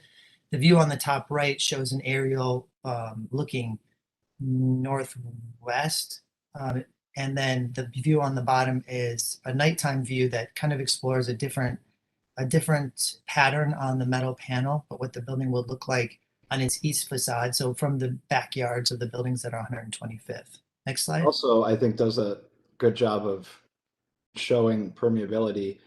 This elevation is composed primarily of glass, whereas the west elevation, which is serving as really the only shearing wall, is all masonry. So this side of the building, from this view, it's very open and light feeling. The panels are just meant to give a bit of privacy in sort of a creative way. Yes. And like I said, we're exploring the patterning of the panels and how we can tie that into the, maybe even tie it into the Italian culture of the neighborhood, or like one of our concepts was to, kind of mimic and abstract the tree that is in the courtyard. So we welcome any questions or comments you might have. Thank you for the presentation. We'll start off with feedback from the local committee. Good morning, Commission. We looked at this maybe, I think, back in October. The committee liked the direction that they were going with the front buildings on Mayfield Road. We welcome the idea of having for sale units there and creating a office space in the one building. we talked about the demolition, and I think based on the condition, I think we would support the demolition. The back building, there was a few concerns. The one was regarding the metal panels. I think people are not yet wrapped around the idea of putting that. It's kind of taking it a different level of modern design. And I think the other issue came about with the accessibility to the garage door because of it being on the court and being able to maneuver cars in and out. But overall, I think the committee was very much liking what they were seeing here in the direction that the developer's taking. So that's it. All right, thank you for that feedback. We'll now open the floor we'll open the floor to the commission for questions or comments. Mr. Edmond, Mr. Brunges, from staff standpoint, would you like to give us feedback first, and then we'll go to you, Mr. Edmond. Thank you, Madam Chair. A site visit was conducted to the location. I don't have additional photos at this time, but I can give those next time. The building in the rear, there was a permit originally for a 2-story dwelling, which appears to have been unbuilt in 1903. But the building first floor on the rear dates to 1904. In 1906, there was a pantry addition. And then in 1912, they added the second story to the front that faces Biggie Street, and then the 2-story rear addition, making it a 3-family residence at that point. There were various violation notices over the years, one including covering the front of the basement access. There were issues with the stairwells. They are very steep. They are not to code. And then in 1971, they proposed the enclosed porches, and here's what it looked like still in 1971. That was due to go to BZA, and then they withdrew, but it looks like after 1971, they built the enclosures anyway, and I could not find any permits to go along with those changes. But here's what it looked like prior to what it is currently. Thank you. Thank you, Mr. Brunges. Mr. Edmond? Thank you, Madam Chair.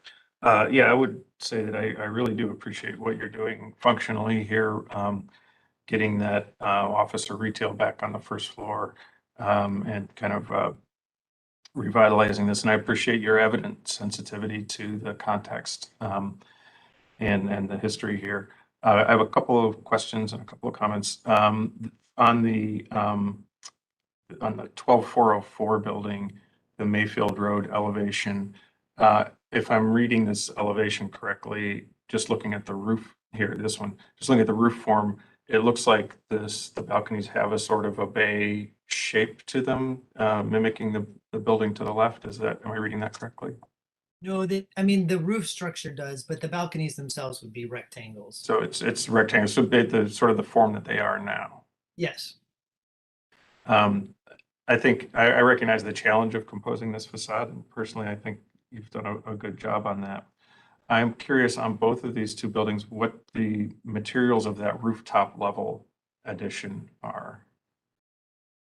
You mean the like where the deck will be? And yeah, like the stair enclosure, and it looks like you've got sort of a mullion-less glass barrier there on the deck, and the other one looks like it has sort of a black steel frame. And that's kind of where we are right now, is more with black metal and glass, but we are still exploring different material options. But the intent is for it to be very contemporary, but to also be hidden, right? So when you're down on the street, you're not going to see it. I think that contrast makes sense.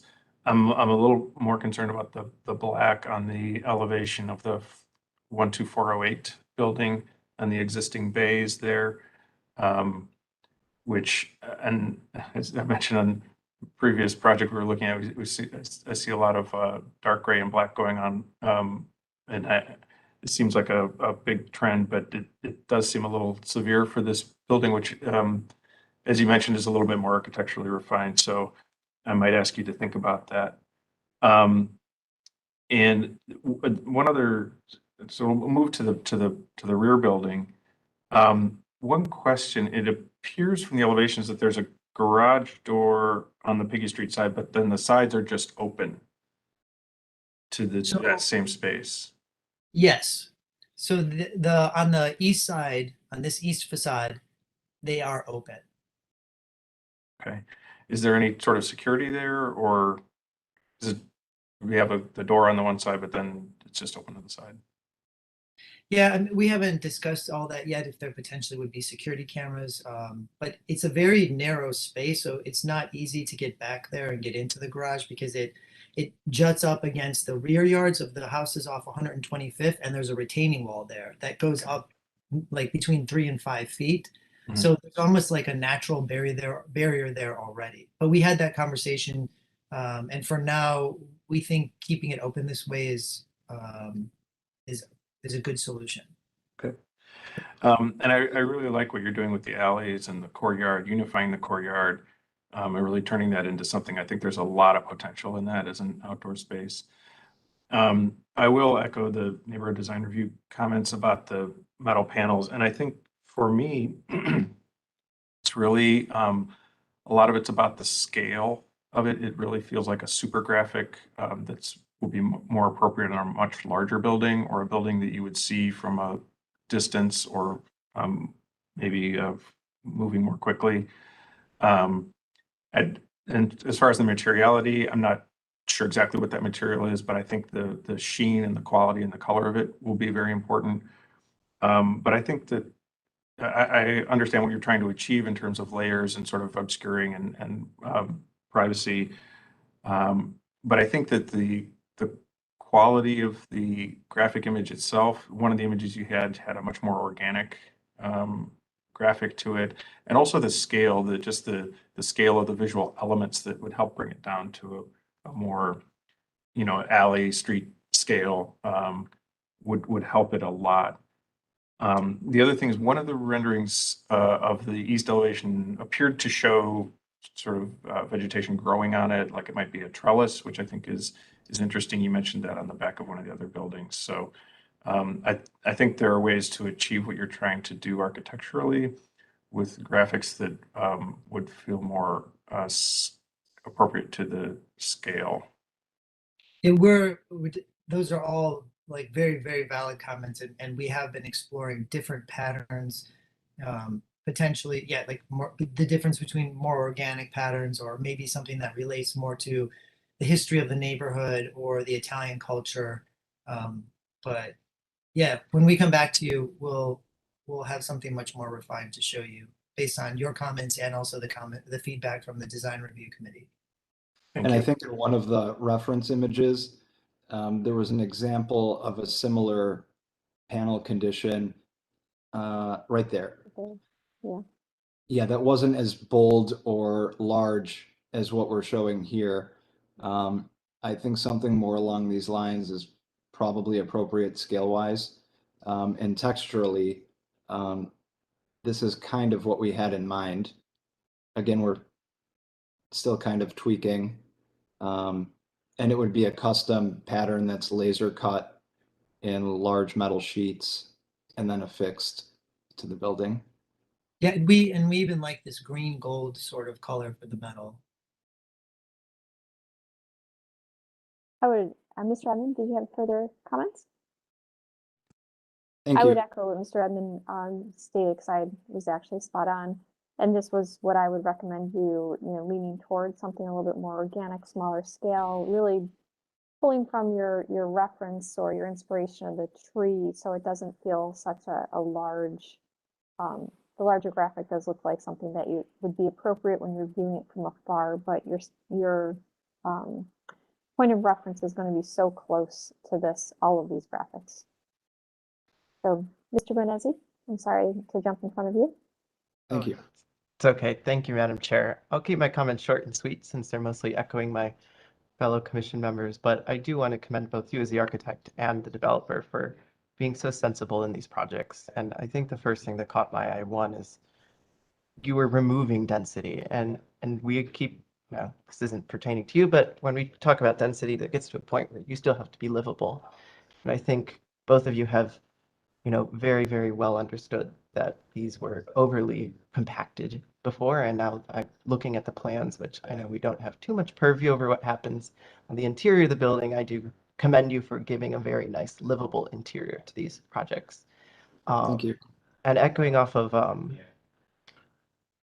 terrible things, Mr. Edmonds' comments about the roof deck, I think when you start doing perspectival elevations or seeing this roof deck in perspective and seeing the, like sight lines in section, I think that will really give, a headway of, do we need to be concerned about those roof decks, or are they going to be removed? And if we are going to see them, I would agree with Mr. Edmond, right? We want to not have a giant high levels of contrast between the sky and the architecture. We're prone to very gray kind of skies, which any sort of high levels of contrast are going to immediately pop out in such a delicate neighborhood. So that's for the first two. And for the last building, I'm very happy to see the kind of the tectonic moves that you're doing, right? You have a Pittsburgh problem here, as I like to call it, of an extremely dense site, and how do you get light into a site like that? And windows typically can only do so much because they face out laterally. So using these tectonic shifts of layering is going to allow light to kind of really filter down into the space and create some really elegant moments, I think, in this beautiful courtyard situation. But as I would, not to beat the dead horse, but to echo, I think the graphics of those panels and the way that the screens are going to be articulated just needs further study. But being only a preliminary schematic design review or level, I'm very impressed with the way that you're going with this development project. And I think it's something that the neighborhood does need, are these kind of sensible attentions to the historic nature, but also how can we make it improved? So overall, thank you very much for taking on this project. Thank you. Could I just ask one quick question for some clarification? With respect to your comment on the roof terraces and the unfortunately typical gray skies that we experience in Cleveland, were you saying you prefer to see some contrast established between the sky and the tones of the structure, or the opposite? The opposite. Sorry, I didn't clarify myself. So Okay. I would not like to see contrast. You kind of want those elements to hide away, so you only read the original architecture. But I think elevations have a tendency to lie, right? There are things that recede very, very far back in elevation, but as soon as you flatten it in orthogonal projection, right, it's like, oh, it's on the front of the building. It's reality, it could be 30, 40 feet back.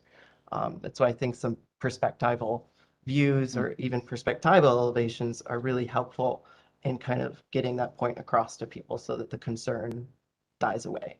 It's a trick I use all the time, but that's my personal usage. So I hope that clarifies. It did. Thank you very much. Of course. Thank you, Mr. Ganezi. Mr. Strickland? Thank you, Madam Chair. I would like to reinforce Commissioner Edmonds' comments about the colors that are currently rendered on Mayfield Road. I think that the black in those bays in I think it's 404 building could be really harsh, and consider something a little lighter on Mayfield Road. As far as the building C, the building in the back, wondering about the height of the proposed building as compared to the existing building. If the applicant will require a side setback variance for that west wall, and how the height of that west wall may impact the neighbor adjacent to the east, and how what consideration has been given to that effect on the adjacent neighbor. With respect to the west wall, do you mean consideration for the neighbor to the west? Yes. Then, yeah, the neighbor to the west. Okay. So the existing condition and the new condition are not going to be very different because there already is this, wall that extends up right on the property line for the neighbor to the west. And this, Can you define specifically what the height difference is between the two? I'll make sure that I have that information detailed the next time we come see you. But I do believe that this wall is anywhere from maybe 5 to 10 feet higher, but that's only because also the roof has an angle to it on the existing building. But the way that we were going to break this up was by, and this doesn't show it, but we will show you this in the next time we come, is including glass bricks in the wall to let light in for the interior units, but also to create some relief on the brick wall that is existing there. And so in the evening, there'll be light that glows out of them, but there'll also be some relief in this brick wall as it goes back. And then as far as zoning and setbacks, we are proposing to fill the site, which is what the existing condition is under the current zoning code. We would have to seek variances simply because Little Italy itself is illegal according to the current zoning code. But that's something that we're working on with the design guidelines we're working on for Little Italy as well. Yeah, I live in Tremont and we have exactly the same conditions there. Right, right. Houses are built to the lot line, and then when you tear them down, you've got to get a variance to build a new house. Right. I understand. I want to make sure that full consideration is given to the possible impact on the neighbor to the west and provide whatever relief you can in addition to getting that variance. Certainly, and I've written it down, and I will also have a full zoning review next time we come back to you. Thank you. Any additional questions or comments for the applicant, Ms. Anderson? Thank you, Madam Chair. I'm in agreement with the comments from my fellow commissioners. I wanted to ask about the end use of the units. Are they all condominiums? Is the commercial space going to be a condominium? No, all of them are for sale units, right? And then, sorry, go ahead, Matt. From a legal entity standpoint, yes, they will all be condominiums. The 2 ground floor spaces will be commercial uses, both of which will be offices. And then the condominiums on the 2nd and 3rd floor, in the case of 404, will be residential condominiums, as will both units on the 2nd and 3rd floor in this building on Fairview Court. So the office units will also be condominiums? Correct. Okay. I have found, and you might be fine, but I have found that lenders for condominiums are a little gun shy about mixed use buildings. So you might want to just check with a couple of retail lenders and make sure that you have somebody who will work with you for financing once it becomes time to start marketing these properties. We have a lender, thank you. They're aware of that detail and comfortable with it. All right. Yeah, you might want to get more than one because oftentimes one lender doesn't want to make all the loans in a building. Okay, thank you. You're welcome. Any additional questions or comments from the commission? Mr. Brunges. Thank you, Madam Chair. I just want to throw one thing in. Since this is being treated as one single project in multiple parts, you would probably also want to put together a tree preservation plan, even though we know you are doing it. They're going to ask for an official tree preservation plan to be submitted as well. We can get that just because they are, the residents of Little Italy are very protective of their mature trees. Thanks, Carl. Any additional questions or comments from the commission? Does the applicant feel like you have sufficient feedback from the commission to continue your design and return at a future date for your final certificate of appropriateness? Yes, this was really great. Thank you. Excellent. Well, we look forward to seeing you come back. Likewise. We look forward to seeing you. Thanks. We'll move on to our next applicant, which has the same architect and owner, located at 3408 Clifton Avenue, renovation and addition. It's actually Clinton.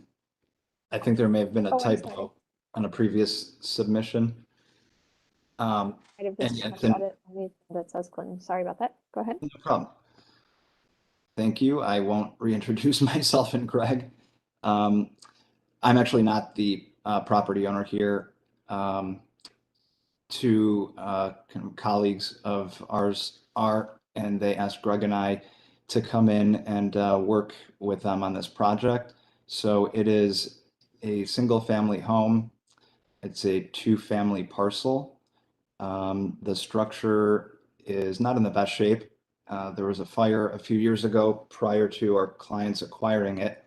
And the intent here is to do a full restoration of the existing structure and then an addition to the rear on what you see as parking currently. And there's a connection between the rear addition, which would house garage, and the existing structure, as you'll see. You want to take us through it, Greg?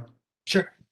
So you can see the location within the neighborhood, and there's the alley on the back, and then Clinton is the street on in the front on the bottom. Next slide.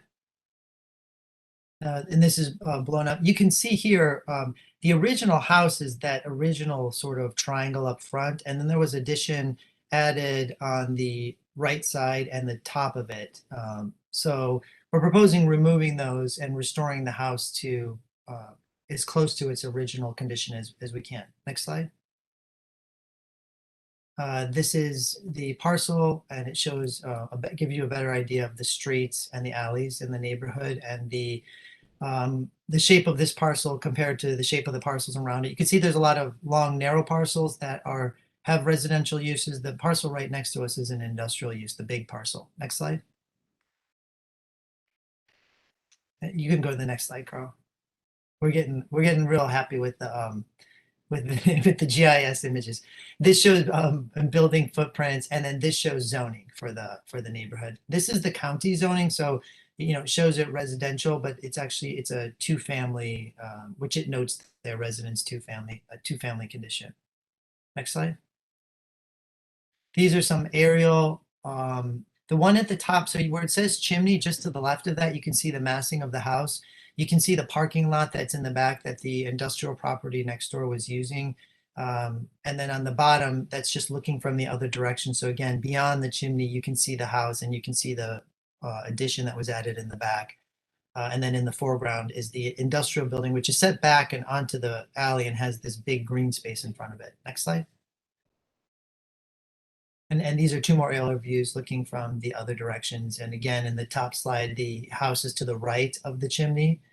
And on the bottom slide, the house is in front of the chimney. And it showed well the existing conditions of the houses next door from an aerial perspective. And then here are images of the houses that are on the street.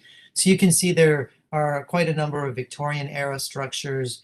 There are some new houses added, like the brick structure in 2 and 3, which is a really beautiful interpretation that I think is fitting to the neighborhood. It's not historic, but it looks like it fits in. And then you can see the open green space next to the house in 9 and 10. And there's even a mid-century type building in number 6 there. So there's quite a collection of different types of buildings on the street, but the majority of them tend to be older, from more of the Victorian vintage. Next slide. This is a survey. So you can see that where the house sits on the parcel, it is like angled just a bit. So it's not perfectly parallel to the property lines on the sides. Next slide. This was a zoning review that we actually did for this property, and we do need 1 variance, and that is an area variance. So we're around 150 square feet above the allowable building footprint on the site. Next slides. You can probably go through the whole zoning analysis. Then these, we talked to Tim Barrett, and we're still talking with some other people who have expertise in historical architecture. And this was some information and some references he gave us with regards to Greek architecture, Greek Revival style architecture. We did go to the Block Club a couple of times, got their feedback, and modified our design accordingly. I've been learning a lot about Greek Revival architecture in this process, which has been great. Next slide. And this is, again, a reference image. And these are kind of reference images that are more appropriate to this house, because a lot of the stuff you'll find in the books when you look for Greek Revival architecture are these very elaborate sort of institutional buildings or very like mansion type houses, which this house is not. Next slide. So this is an original, like one of our original proposals. The Block Club proposed us getting rid of the pediment above the door, which we did. Next slide. And this shows the elevation as it currently sits. And what we're planning on doing, because we've been talking again to some other people and that have expertise in this, is elaborating, like making the sides of the door, those trim elements a little bit wider, and just getting the proportions of everything a little bit more fine-tuned, and adding a little bit more detail to the fascia board that sits underneath the eave. Next slide. These are the elevations. So you'll see that the house in the front, the existing house, and this is the proposed addition in the back. Once you see the floor plans, you'll see that this side of the house doesn't have any windows in it. So we're proposing some trellis structures to let some plants grow up there and soften that facade. There is this vertical sort of panel system that goes along the facade. Next slide. This is the view from the alley, so the garage with the man door. And the concept for the addition was to relate to the front house in that we have the same pitch of the roof, the same basic massing, but it sits far back beyond the house. It's white. It's got some reference to like Greek Revival, but it's not Greek Revival. It's contemporary. It's just a cleaned up, simple addition. Next slide. This shows the elevation as it would face the industrial building, so you'd never fully see it this way, but there is a courtyard in the center. So you can see there's a joint in between the original structure and the new structure, so that there's this distinct separation between the two. And then the rear structure has a courtyard between the front portion, which is about a third the size of the rear portion, which includes the garage and the bedroom complex. Next slide. This is the view down from the street on Clinton down this little pedestrian path that leads to the courtyard. So you just get like the building just peeks out and says hello. It's just a little, hey, I'm back here. Next slide. And then this is an aerial showing how the building fits on the rear of the site and takes up the space that is currently the parking lot. Next slide. Another aerial from over the alley that again shows the pedestrian connection all the way through the property. We're proposing like little, picket fences with a gate. Next slide.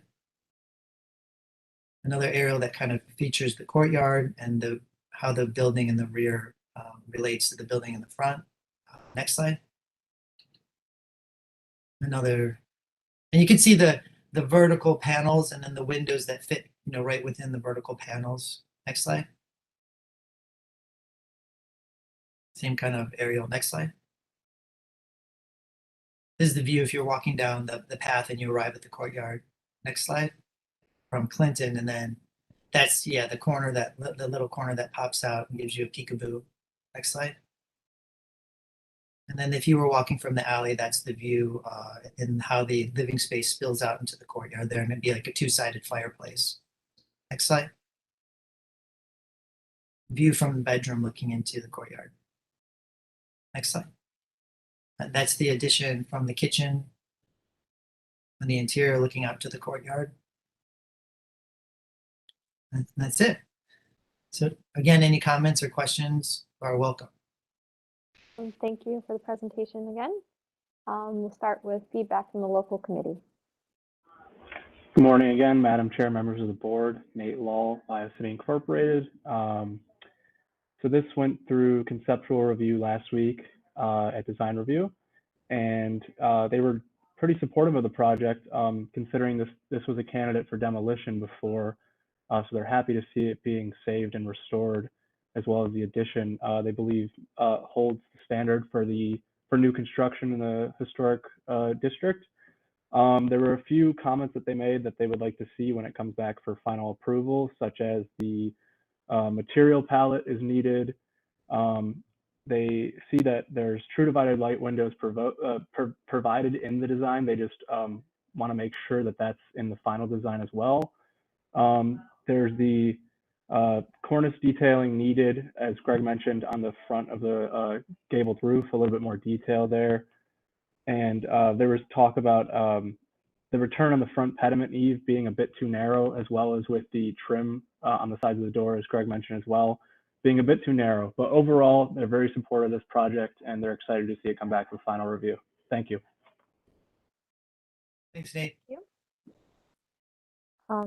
We'll open up the floor to the commission for questions or comments. Ms. Anderson? Thank you, Madam Chair. I'm glad to see that somebody is saving this house. The commission did a site visit a couple of years ago. That front house was heavily fire damaged, but we really did not support demolition because it's integral to the fabric of that street. I noticed there are no current condition photos of the exterior. The current exterior has a front porch, which was put on quite a while ago. It's probably not original to the house, but I think we probably should have some discussion of the removal of that. But, you know, overall, I like the design. I'm glad to see somebody taking on this project. Thank you, Ms. Anderson. You're welcome. Thank you, Ms. Anderson. Mr. Venezzi? Thank you, Madam Chair. I must give a quick anecdotal, which is that when I saw the elevation of a green square, I was like, oh, that feels like a mistake. And then I looked on Google and I was like, that is literally a perfect green square. So I think it's funny, but yeah, I'll echo exactly what Ms. Anderson said. Thank you for taking on the challenge of this house, right? You never want to see historic houses go away. And I think that your renovation and addition to it is extremely sensitive, especially you put it perfectly. It's not loud. It's not trying to be boisterous. You can just literally see it on the slit between the house and the current vegetation that's of the neighbors. It says, hi, I'm right here. I'm peeking out. And I think that was like super sensitive way to kind of address, you know, needing the addition to this house. And in terms of the proportions and detailing of the front facade, I do understand that Greek Revival architecture is extremely difficult. My roommate, who is also a historical architect, has countless time and days just getting the proportions just right. And I think obviously when you come back for final approval, things that I would personally like to see are like close-up details of we had this many projects back. I can't remember the exact one, but we were very adamant about seeing kind of the proportions of those details, because I think that is the crucial part in this type of architectural typology, is the devil's in those details, as Mies would say. So that's one thing I want to see. And number two, I'd probably want to see like a landscape plan and what you plan on doing the landscape. I can tell from Google Earth that there's heavy vegetation on the neighbor's side, and I just want to see how that affects, right, the reading of this new addition in the back. That'd be number two.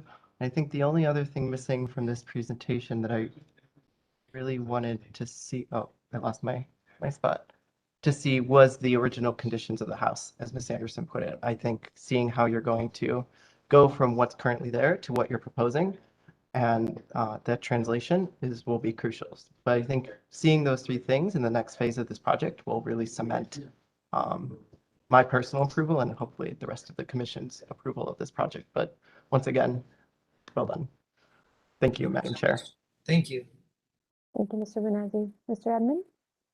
Thank you, Madam Chair. Couple of things. So while in general, I love front porches, I'm looking at the Google Street View, and I think in this case that the removal of the front porch is a mercy for this building.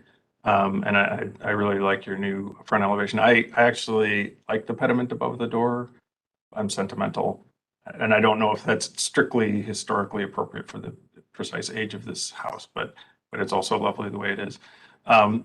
You mentioned that you need to come back with materials, and for me, the biggest question here is what that vertical panel system is and what the material quality of that is on the exterior. We're looking at Aspire panels from Hardy for that, or something similar. So it would be a cement fiber board, but in a panel. Okay. So as long as it's not a Luca bond or something like that. No. Thank you. So I guess I will echo, I will keep it short since my fellow commission members said most of the things I wanted to. I think it's a very, it's very appropriate intervention here, a very sensitive intervention of trying to keep the historical context or restore the historical context of the main house, but merge in with the alley's proportion of single height garages. So I think this is a very creative solution that you really aren't aware of what is in between, and you fit a lot in between that existing house and, you know, its entrance off the alley. So I think it's a very creative solution. Devil's in the details, as was said. I look forward to seeing, you know, more information on the extra materiality and the landscaping, because obviously that's a huge part of this too. But I think it's a very wonderful proposal. Thank you so much. If I could just note one detail really quickly. This view is a bit deceiving because it's not showing the existing structure to the left side. So it is vacant. I mean, it's a void up to a certain depth in the lot. And it is grass currently, but it's not, you know, a soccer field as it kind of seems right now. Sure. No, I think that's truly sells it, and or on Google Earth, you know, your images, you know, maybe just grain in that building so we can see into that courtyard, but you're never really ever going to see that view as you mentioned. That's why I think it's very creative how much you fit onto this lot. Thank you. Other questions or comments from the commission? Does the applicant feel that they've received sufficient feedback on the proposal that you can continue to design and return to us, you know, with your final certificate of appropriateness? Yes, this is great. This has been great. Thank you. All right, thank you. We look forward to seeing you come back. Us too. Thanks. Have a great day, everyone. Thank you for your time. You too. Thank you. Thanks. We'll move on to our final conceptual plan located at 4612 Clinton Avenue, the Wells resident, new construction of a single family house.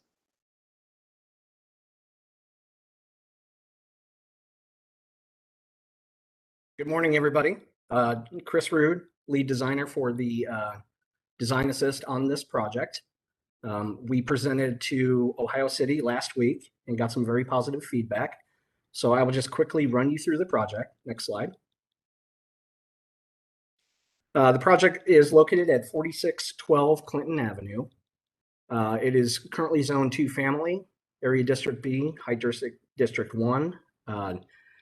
Our maximum roof height would be 35. What we are currently proposing has a roof height of 27 feet. That may increase based off of feedback from Ohio City. Next slide. Photos of the existing conditions. This is a vacant lot with proposed new construction. And there is also new construction happening to the neighboring lot to the east that you can see.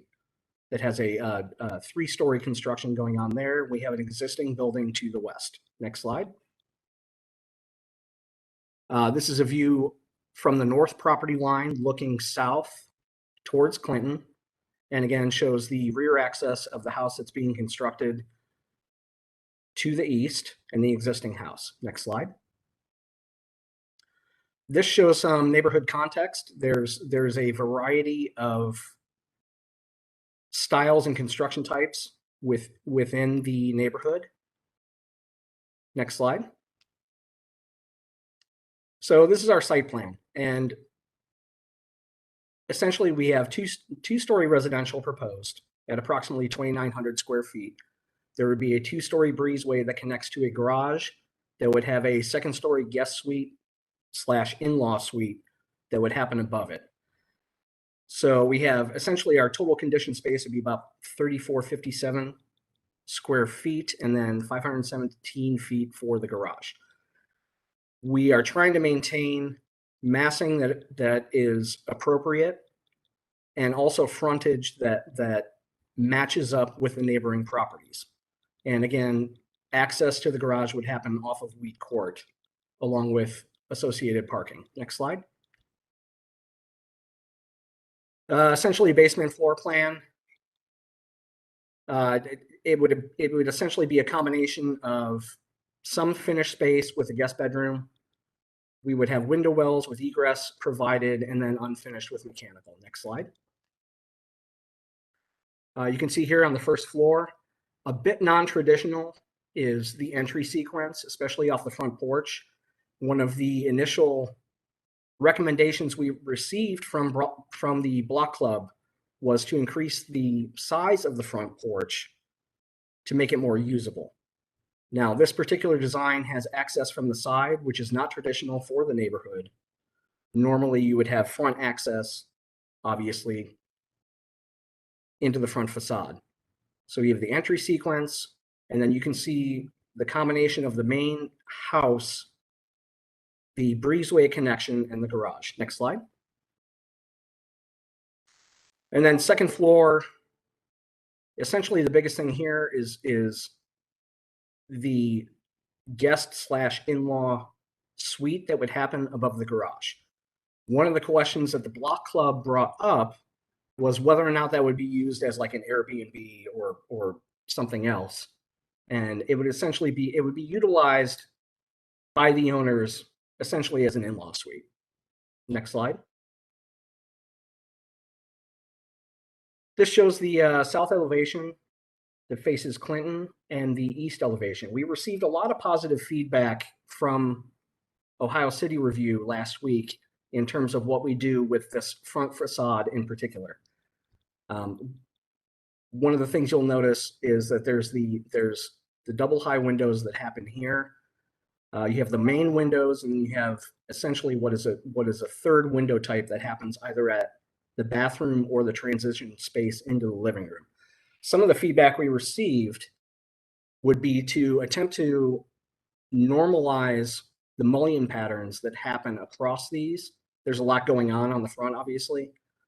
So some of the feedback we received was to attempt to, number one, get the window mullion patterns more consistent across the front facade. And the other feedback we received was in terms of the roof pitch. We're currently at a 27-foot roof pitch. It was recommended that maybe we look at going to something higher than that to match the adjacent houses. Now, when you look at the east elevation, there's a grade transition that happens from the front to the back. You can see the front porch here. And essentially what we are doing is maximizing the east portion of the site. And then you can also see that we have an exterior fireplace, and then we have exterior stairs that go up to that second floor guest suite that happens up above the garage. Next slide. And then from here, you can see that we are proposing a privacy fence that happens along the west portion of the site. And then if you look at the north elevation that essentially goes onto Wheat Court, we have the garage door and then windows for the guest suite. Some of our initial feedback from Block Club had to do with normalizing the roof peak, which we updated accordingly. Introduction of the privacy fence, and also location of site relative to the neighboring buildings. So one of the things we'll do when we come back is, especially on the south elevation, is show what our massing looks like relative to the neighboring properties. just to show that we're trying to keep it appropriate relative to those neighboring properties.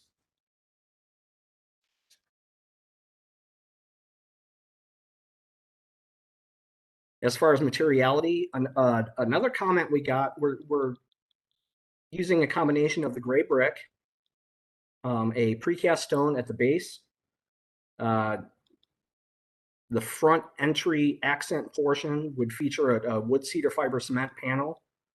And then along the west facade, we would be using a gray fiber cement paneled siding.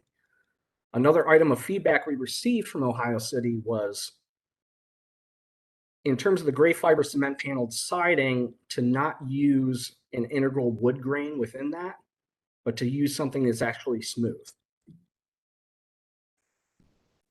Next slide. So this shows the front elevation, and one of the things we will update with this as well is the context with the existing neighboring house in terms of location relative to that house and how far out that privacy fence actually comes. The other suggestion we received from Ohio City is to actually move the entire site plan off of that west edge to give a little bit more relief. And then it was also suggested that we potentially introduce a second privacy fence that happens along the east to the new construction that's currently happening. Next slide. This is just to give some size context of what we're proposing relative to what is happening new construction wise, height wise, adjacent.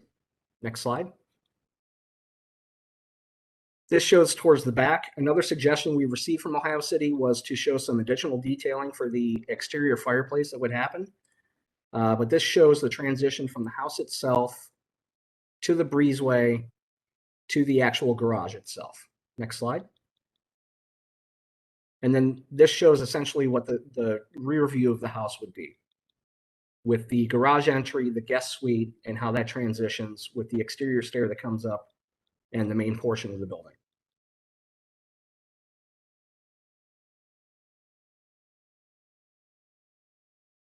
Okay, thank you for the presentation. We'll start off with feedback from the local committee. Good morning again, Madam Chair, members of the board. Last time I'll be saying that today, I think. Nate Law, Ohio City Incorporated. This was seen last week for conceptual review at our design review meeting. And Chris summarized a lot of the feedback that was given already, but I will just run through the list real quick.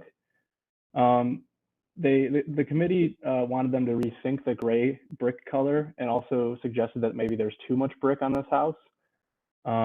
They suggested the pitch of the gable roof is too shallow. The 5 different window types, I believe there are, they said there was a need for simplification of those window types.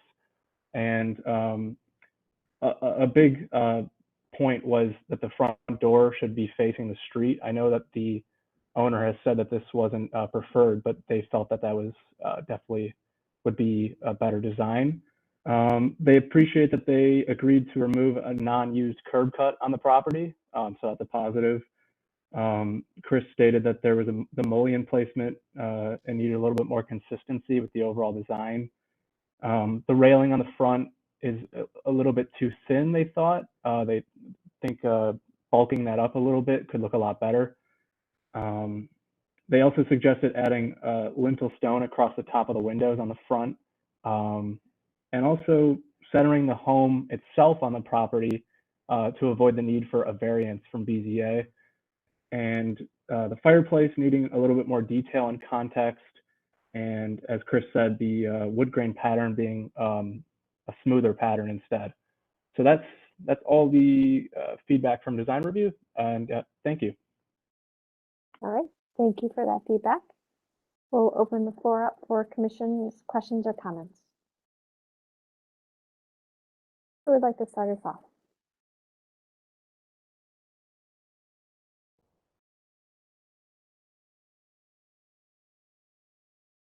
All right, I will begin, and then other members can add on. I would echo much of what the local committee said. In this case, I wonder if all of the brick is required. I think on the front elevation, I prefer more or less, and to answer that, the mix on the front elevation, the brick and the clapboard on the entry piece? Or is that horizontal siding? I'm sorry, vertical siding? The front entry piece would actually be a Nishiha that would run horizontal, yes. Okay, so horizontal, I wonder if there's a little bit too much brick there. I think you might be able to simplify that. And then would it also allow you to integrate the railing a little bit more? The little area in front of the window, to me, like it's somewhere in between. Feels like you may want the porch to be, previously if it was smaller or bigger. Right now it just doesn't, the porch doesn't engage with the house for me enough. It feels just sort of tacked on the front. So I think integrating the design of the porch more would be helpful to the design. Centering it, obviously on the property would make sense if it allows you to not have to pursue variances. Overall, I think the organization of the site and the design is nice, and how you've incorporated a courtyard in the middle is nice. And but I think the refinement of the window configurations and or locations is still, I would encourage you to continue doing that. The last thing on the front elevation, I couldn't quite tell if those central windows that you mentioned are in the bathrooms, I believe, are centered under the gable or slightly off center from the gable. The flat elevation made it appear a little bit like they were not centered, so I couldn't tell. Those little rectangular ones.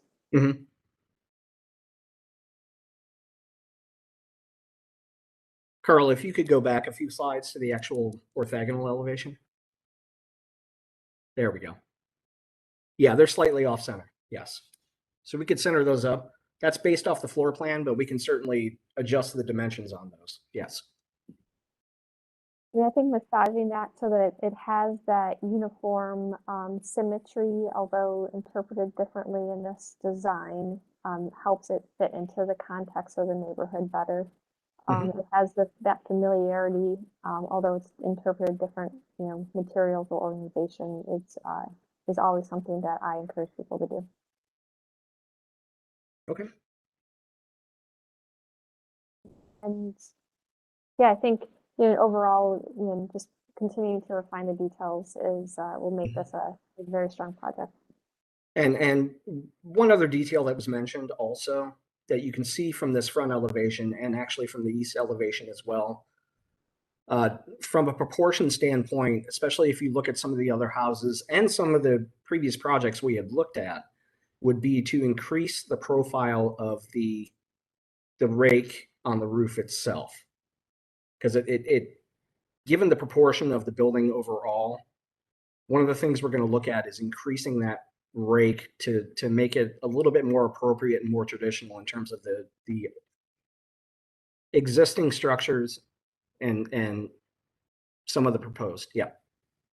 I would agree with that. Right now it feels a little stout. It seems looking on the street that many of them have a 12-12 or something fairly close to that. I think something closer to a 12-12 may be appropriate here so that it gives you that anchoring into the neighborhood with the adjacent houses. Yep. But that's overall, I think it's a creative solution to a tight site. Mr. Bonezzi, questions or comments from you? Thank you, Madam Chair. I'll be short since you got to a lot of them, and I'll just reinforce and echo. One was the rake of the roof, because I think you'll get closer to that icon, house shape that people kind of come to associate with houses.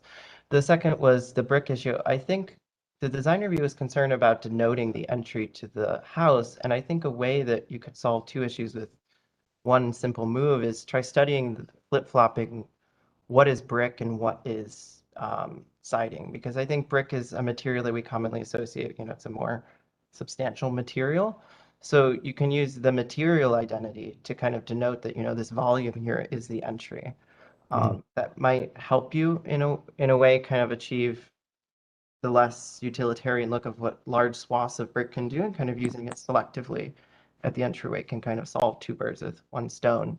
And then my last comment was those windows on the front elevation, but the chair already addressed those. So overall, I think the plan of the building is very well laid out. All of the design reviews comments I would support entirely. I think they hit a lot of the things that I would also kind of bring up. Because I think when you start studying moving that brick around, the two cast stone kind of bands that go all the way around the building, you won't really have to, you can readdress what those are. Because I think right now it really segments your facade into like, it's piecing up that piece that wants to feel more monolithic in that sense as it goes around the side. So you get the house shape. In terms of moving the door, I'm not torn, on a traditional house, we want to see the door facing the front. I think because you are reinterpreting the typology of a traditional house, it's to be said of, as the next iteration comes back, whether that needs to be a bigger issue. But for now, that is all I have. So thank you for the project. Thank you. Thank you, Mr. Bernazzi. Thank you, Madam Other Chair. questions? Other questions or comments from the commission? Here, Mr. Strickland had to leave us, and he usually has comments, but other questions or comments from the commission?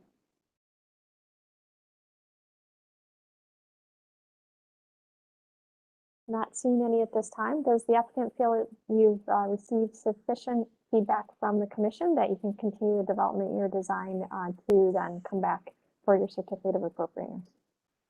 Yes, absolutely. Okay, well, thank you. We look forward to seeing you in the future. That concludes our concept plan reviews. We will now move on to National Register of Historic Places nominations. Oh, Madam Chair. I jumped over one. Sorry, apologize about that. We'll move on to our final concept plan review of the Fidelity Home a Hotel located at 1940 East 6th Street. Look at the screen and not the agenda. Sorry.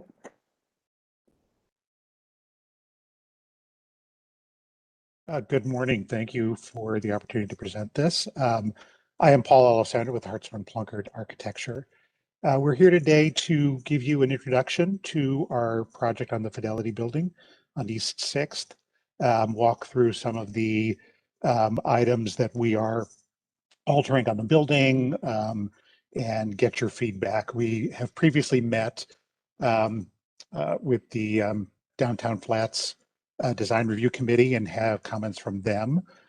We are scheduled to have a call with Justin Cook from SHPO this afternoon. So we're in the process of collecting everybody's comments and expect to come back to address anything that we have previously from those reviews and then from today's review.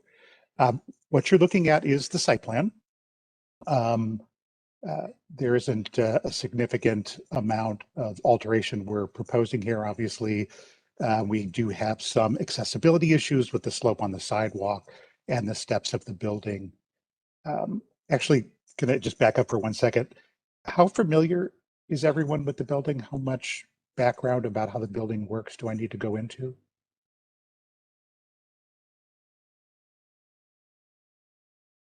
Needed a high level review would be helpful just to make Okay. sure that we all have a general understanding. Great. I just didn't want to repeat stuff that people knew here. So the building, as it currently exists, it's on East 6th. East 6th has quite a elevation difference from north to south here. And the building itself on the first floor steps with those elevation changes. There is about a 16-inch step every other bay in the building as it steps down. And then the second floor obviously is flat.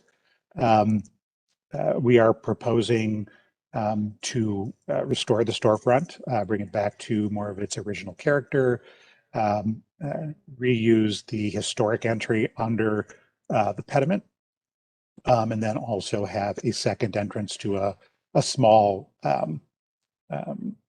outpost storefront at the north end of the site. We are also proposing an addition on the back, which you can see on this plan that is off the alley between column lines E and C. That small addition stays on our property, but will contain part of the kitchen that serves the first floor restaurant and bar. Also, I did not mention that this is being turned into a small hotel. So the first floor will be taken up with the lobby, the entry, and a hotel, bar, and restaurant. We're currently working with the Downtown Cleveland Alliance. We were approached by them that there is a kind of planned redo of the streetscape, and we're going to sit down with them and get some of their input as well as we start to develop this further. Next slide. Just kind of context plans. Obviously, this building backs up to the arcade. The parking garage, I guess, that's adjacent to the arcade. Some context pictures looking through the alley at the top there. And then the center is the current condition of the front building with the non-historic storefront added in. And then we also have some historic information that we actually received from Mr. Pettit on historic photographs, as well as historic elevations that we're using as our basis of design for restoring the street front facade. Next slide, please. I'll go through the plans here. So the basement is dedicated mostly to back of house. All of our mechanical and incoming service rooms are on the sidewalk on East 6th, where we have some guest bathrooms serving the first floor F&B component, and then our staff locker rooms and a prep kitchen down here. We are adding a service elevator in the back in the location of the chimney breach. As it exists now, we are keeping the chimney and we'll be re-supporting it, but we're using that space in the building to service our restaurant and back of house uses. Next slide, please. You can see on the first floor, we're entering the building on the south end here, and our reception is across from the elevator lobbies. And then the rest of the first floor is dedicated to first the bar off the lobby, and then the restaurant, and then there's a small private dining room, which is shown in that gray area. And then the last piece on the north there is a small coffee shop that'll be accessed off the street. And again, you can see here the first floor addition of the kitchen that is bumped out in the back. That's also shaded in gray, as well as our elevator coming up. Our service is off the alley. Everything coming in will be coming in off the alley, and then our trash storage will be in the rear alley. Next slide, please. There's a mezzanine level. The mezzanine level will contain a small bar across the back, and then we're doing double height spaces for all of our F&B spaces, the bar and the restaurant off the front, to maintain that full height of the lobby as we go down the storefront. Next slide. This is our second floor. The second floor is, I'll put it in quotes, the ballroom floor. It's a small building, and obviously the columns are there. So this will be meetings, small gatherings, weddings. This also contains our hotel office, another service kitchen, and guest restrooms. Next slide. All right, and then this slide is our typical 3 through 8th floor. This shows you also the second addition that we're making to the back of the building. If you look between, sorry here.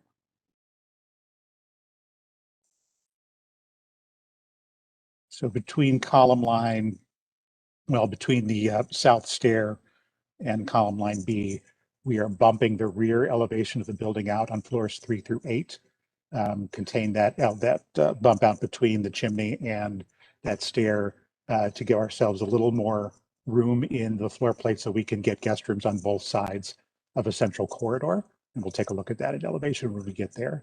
But then this is the typical guest room layout. The third floor also contains the gym space for the hotel, but then it turns into guest rooms above. The next slide. So this is really our typical 4 through 8 guest room floor plan. And then on 9, the building steps back into its original facade location in the rear. And then this continues for 9 and 10 and 11. And next slide. This is the storefront. Is it possible to blow up that storefront a little bit? Unfortunately, it is not, but It is each not. member Okay. has they have That's the okay. ability to do that on their own screens. Great, thank you. So this is what was presented originally to the Flats committee. They gave us some comments about simplifying it, which we are in the process of doing, bringing it more in line with the original facade, an equal division, 3 equal divisions rather than the center panel side light division. And then we are also relocating that entry door from the second bay to the first bay inside the pedimented entry. But the idea of the stepping storefront with the sign band is being retained, and that is very similar to what existed historically. Next slide, please. It's just a side elevation showing that we are infilling some of the windows on the side elevation.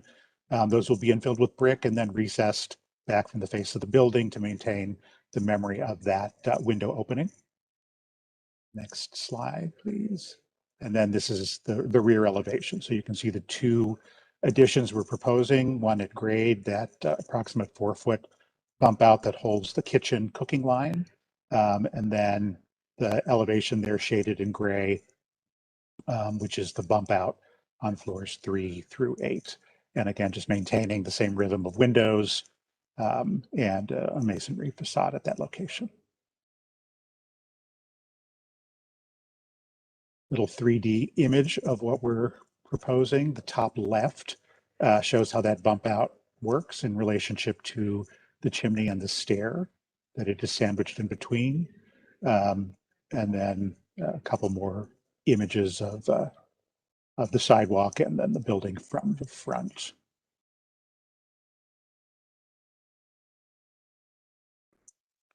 This is just a little diagrammatic section showing, you can see the bump out for the kitchen, the bump out for the residential floors, and then the location of the building relative to grade in the basement. This illustrates how that first floor steps as we go south to north. And then there is a internal ramp in the lobby that accommodates those steps for accessibility. And right now, that's the end of the presentation. Again, this is a very preliminary conceptual review, just to make sure that we're not doing anything that is going to cause pushback or any kind of additional negative comments. So with that, we'll take any questions you have. Thank you for the presentation. We'll begin with feedback from the local design review committee. Thank you, Madam Chair. This was reviewed by the Downtown Flats Design Review Committee on January 20th, and they reviewed it schematically. They approved it with a few conditions, including providing a site plan of the interior layout of the building, considering equitable access to the building. They require a lighting plan for final approval, and they also there was also a condition about the pickup and drop off situation that needs to be solved for final approval as well. But otherwise, they approved it as presented. And then just to add on to that, the pickup and drop off is something we are working with the Downtown Cleveland Alliance on. Okay. Excellent. Thank you for that feedback from the committee. We'll open the floor then for the commission for questions and comments.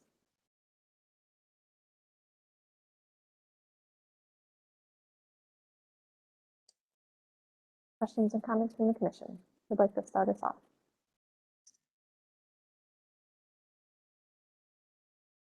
Mr. Edwin? Just quickly, I think that moving the entrance to the architectural entrance in the last bay is a really good move. So I certainly support that. That's all. Okay, thank you. Mr. Pettit? I just had some questions about the proposed scope of work to the front facade. Are you doing any, is there any restoration of the stonework required? And are you replacing all of the windows on that facade? We are not replacing the windows. The windows are currently replacement windows. We are in the process of doing a window survey to see which of those windows need to be repaired and are replaced individually, but we're not doing a wholesale replacement. The building, we have an exterior facade consultant who has done an evaluation of the building, and we will be repairing any loose or damaged limestone pieces, and then doing a full clean and tuck point of the facade. Thank you. And just one last question. Are you treating that party wall condition on the south side of the building that's been kind of an issue for years? Yes, we are. I don't have an exact way that we're treating it now. We're in the middle of kind of taking it apart, investigating what's going there, but we will be cleaning that up and sealing the side of the building there. And I guess my only other comment is, and I realize you're still working with SHPO on final approvals for your tax credits. I do think that the configuration of the storefronts is really key to this building. It's given the way that you experience this building and some of the unfortunate alterations to those storefronts over the years, I think I would just encourage you to look at the storefronts and just make sure that whatever you come up with is respectful of the overall character of the building. And that has been a consistent comment. So we are, as I indicated, we're headed more towards the original configuration, the storefront. Thank you. For those questions, Mr. Bornesi.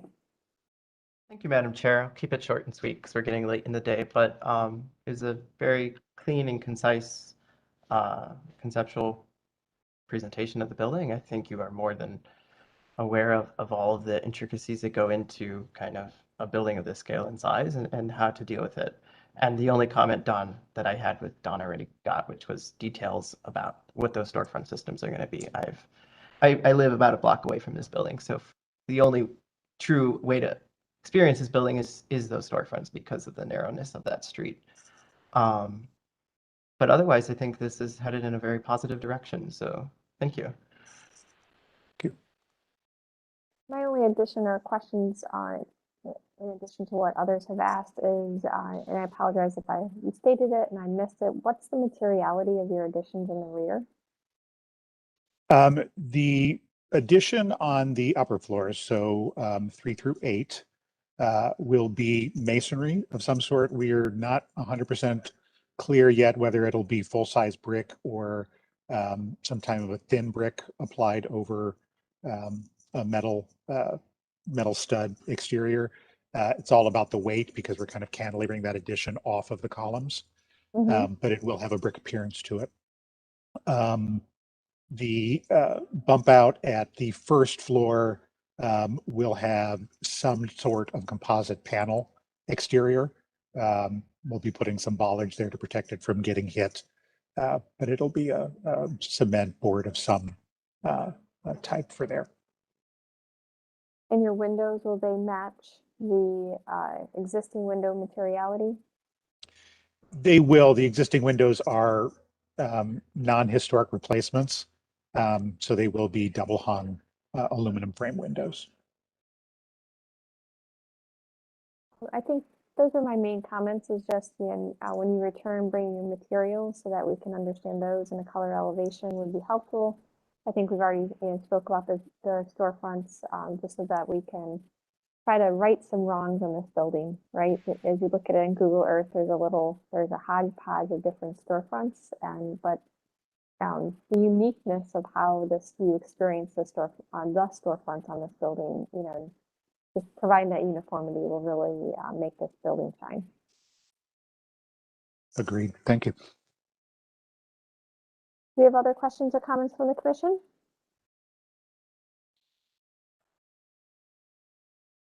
Mr. Brundage? Not, thank you, Madam Chair. Not building related, but I know you mentioned there's going to be some streetscape being done. I just want to point out that I know that at this curb portion here, I believe there's an ADA issue that is too raised for a wheelchair to get over comfortably. If you could just make a note as you're working with downtown Cleveland Alliance, that would be a great improvement in that area. Yeah. It's consistent across the facade, unfortunately, because the sidewalk grade and the building grade don't like working on righting a lot of that grade issue.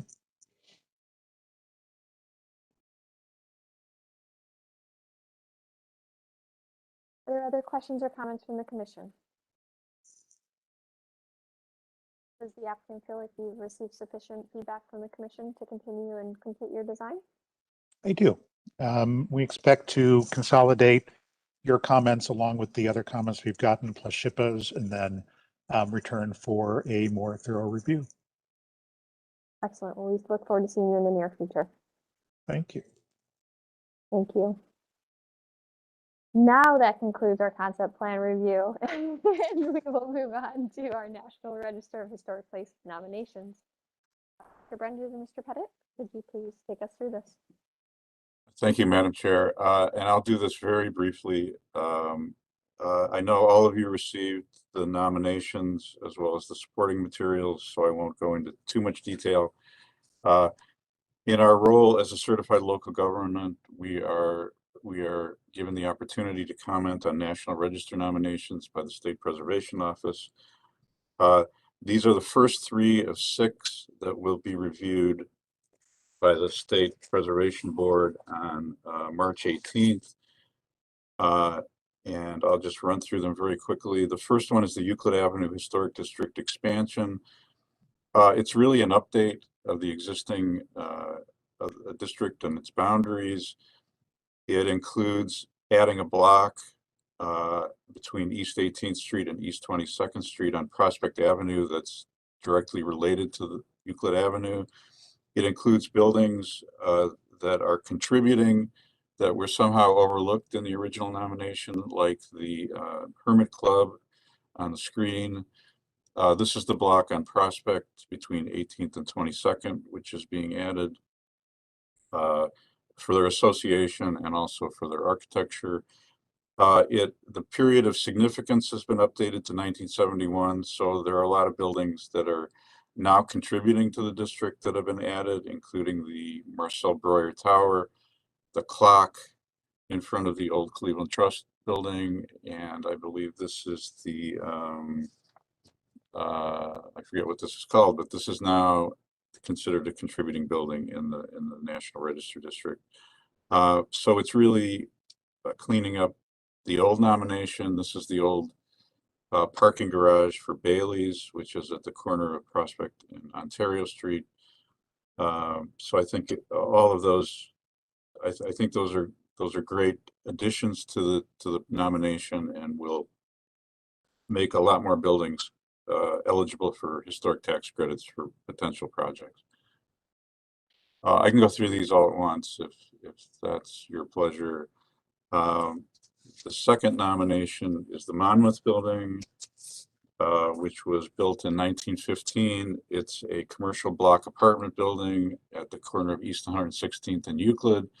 It's being nominated for its architecture. It was designed by the firm of Steffens and Steffens, who were notable for their apartment building designs throughout the city.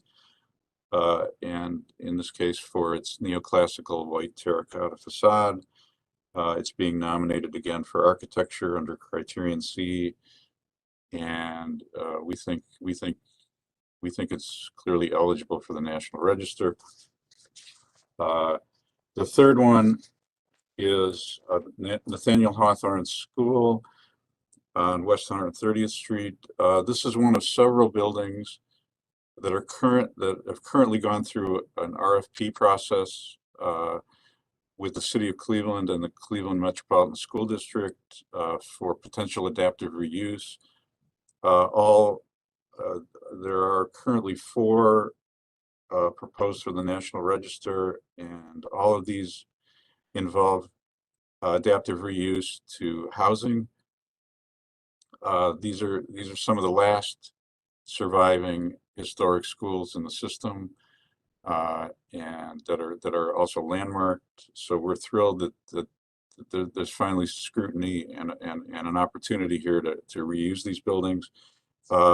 Nathaniel Hawthorne was built by the Village of West Park. It has neoclassical elements, but it's really being nominated for its representation of the evolution of school buildings in the early 20th century, reflecting progressive era reforms for both safety and improved technology in school buildings. So staff supports all 3 of these, and I guess at the pleasure of the commission, we would entertain motions to support these, recommend support of these to the Preservation Advisory Board in March. For the National Register of Historic Places.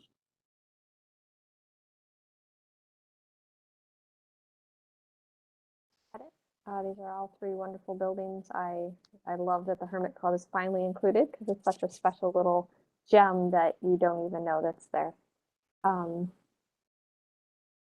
open the floor to questions and comments from the commission.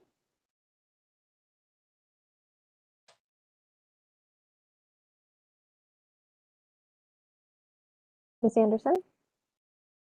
Thank you, Madam Chair. I had an opportunity to tour the Monmouth Building a few years ago, and it is really a jewel. There's a lot of original features that are intact inside and out.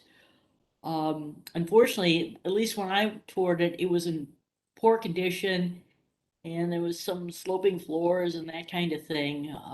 But I definitely want to see it saved and hopefully renovated soon.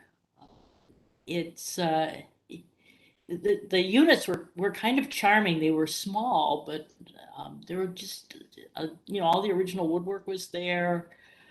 It was a fascinating place. So hopefully it'll come back to life very soon. Glad to see it's being nominated. And as far as the Nathaniel Hawthorne School, I was just driving past it a few weeks ago. I was wondering excuse the dogs, what was going on with that. I'm glad to see that there's an RFP. So those are my comments. Thank you, Ms. Anderson. Mr. Bornazzi? Thank you, Madam Chair. Considering that 90% of these are in my neighborhood, I am more than ecstatic. Excited to always see more buildings of various typologies added to the register that allows them to always be protected. So more than happy for the support as always. Excellent. Thank you for that feedback. Additional questions or comments? Or would someone like to make a motion?